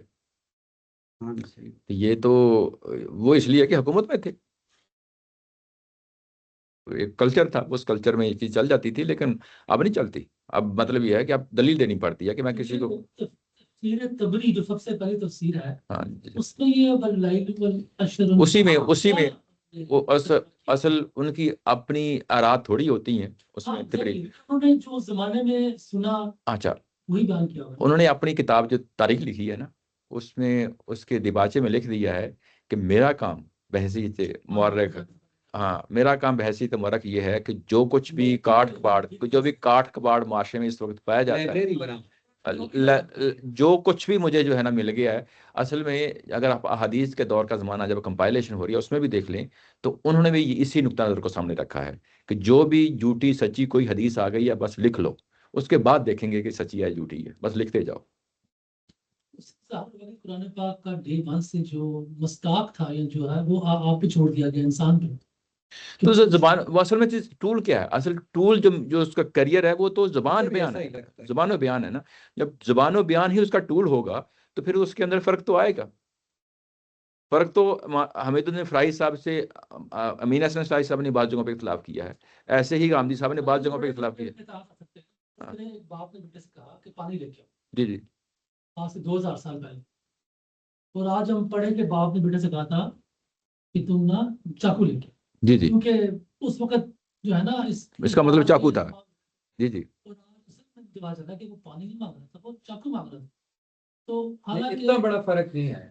اچھا، ایسا فرق نہ نہیں، قرآن مجید کی سمجھ میں جیسے یہ اگر ہم مثال کے طور پہ اس کو قسم ہی پڑھ کے آگے چلے جائیں تو ایسا نہیں کہ میری زندگی پہ کوئی فرق پڑ جائے گا، میں کوئی احکام فالو نہیں کر سکوں گا. یہ فرق قرآن مجید میں کہیں نہیں ہے. اچھا، یہ جو مصداق ہے کیسے چینج ہوتے ہیں، میں ایک بڑی مثال دیتا ہوں. آج کے زمانے میں یہ بہت بڑا ایشو بن گیا.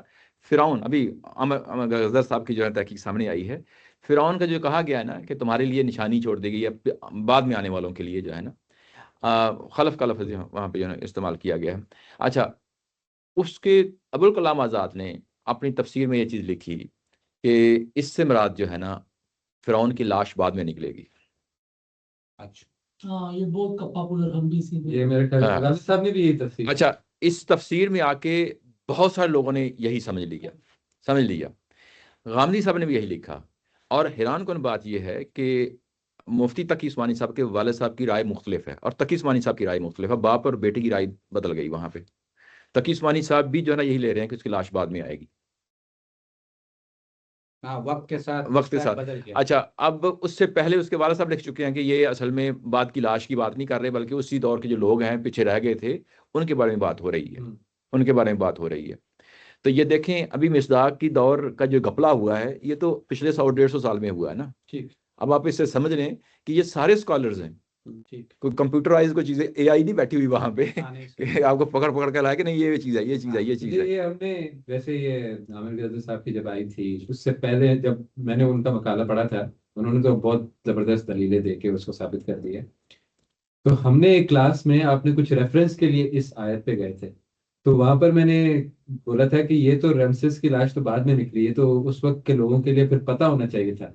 تو یہ ذہن میں آتی ہے چیز کہ بھائی ان کو پتہ ہونا چاہیے تھا کہ ایون صحابہ کرام کو معلوم ہونا چاہیے تھا ورنہ بے تکی آیت ہے وہ. لیکن اس وقت جو ہے جب وہ یہ سوال اس وقت ہمیں نہیں جواب سمجھ آیا کہ اس کا پھر کیا ہوا. ہم آگے بڑھ گئے تھے ہم کسی اور لیکن پھر بعد میں کچھ عرصے بعد عامر غازی صاحب کا جب یہ آیا تو تب سمجھ آئی کہ سوال تو اپنی جگہ پہ بیٹھتا ہے. تو یہ جو بات کہتے ہیں کہ یہ مصداق یا ان کو سمجھ نہیں آئی، یہ تو ایک زمانے میں بھی پرابلم ہو سکتا ہے جس طرح یہ آج کے زمانے ہمارے لیے پرابلم ہو گیا. ٹھیک، چلیں اسی کے ساتھ ختم کرتے ہیں انشاءاللہ اگلی دفعہ پھر حاضر ہوں گے. جزاک اللہ خیر. کوشچن ہے جی लेकिन नबी सल्लल्लाहु अलैहि वसल्लम ने भी कुरान की तफसीर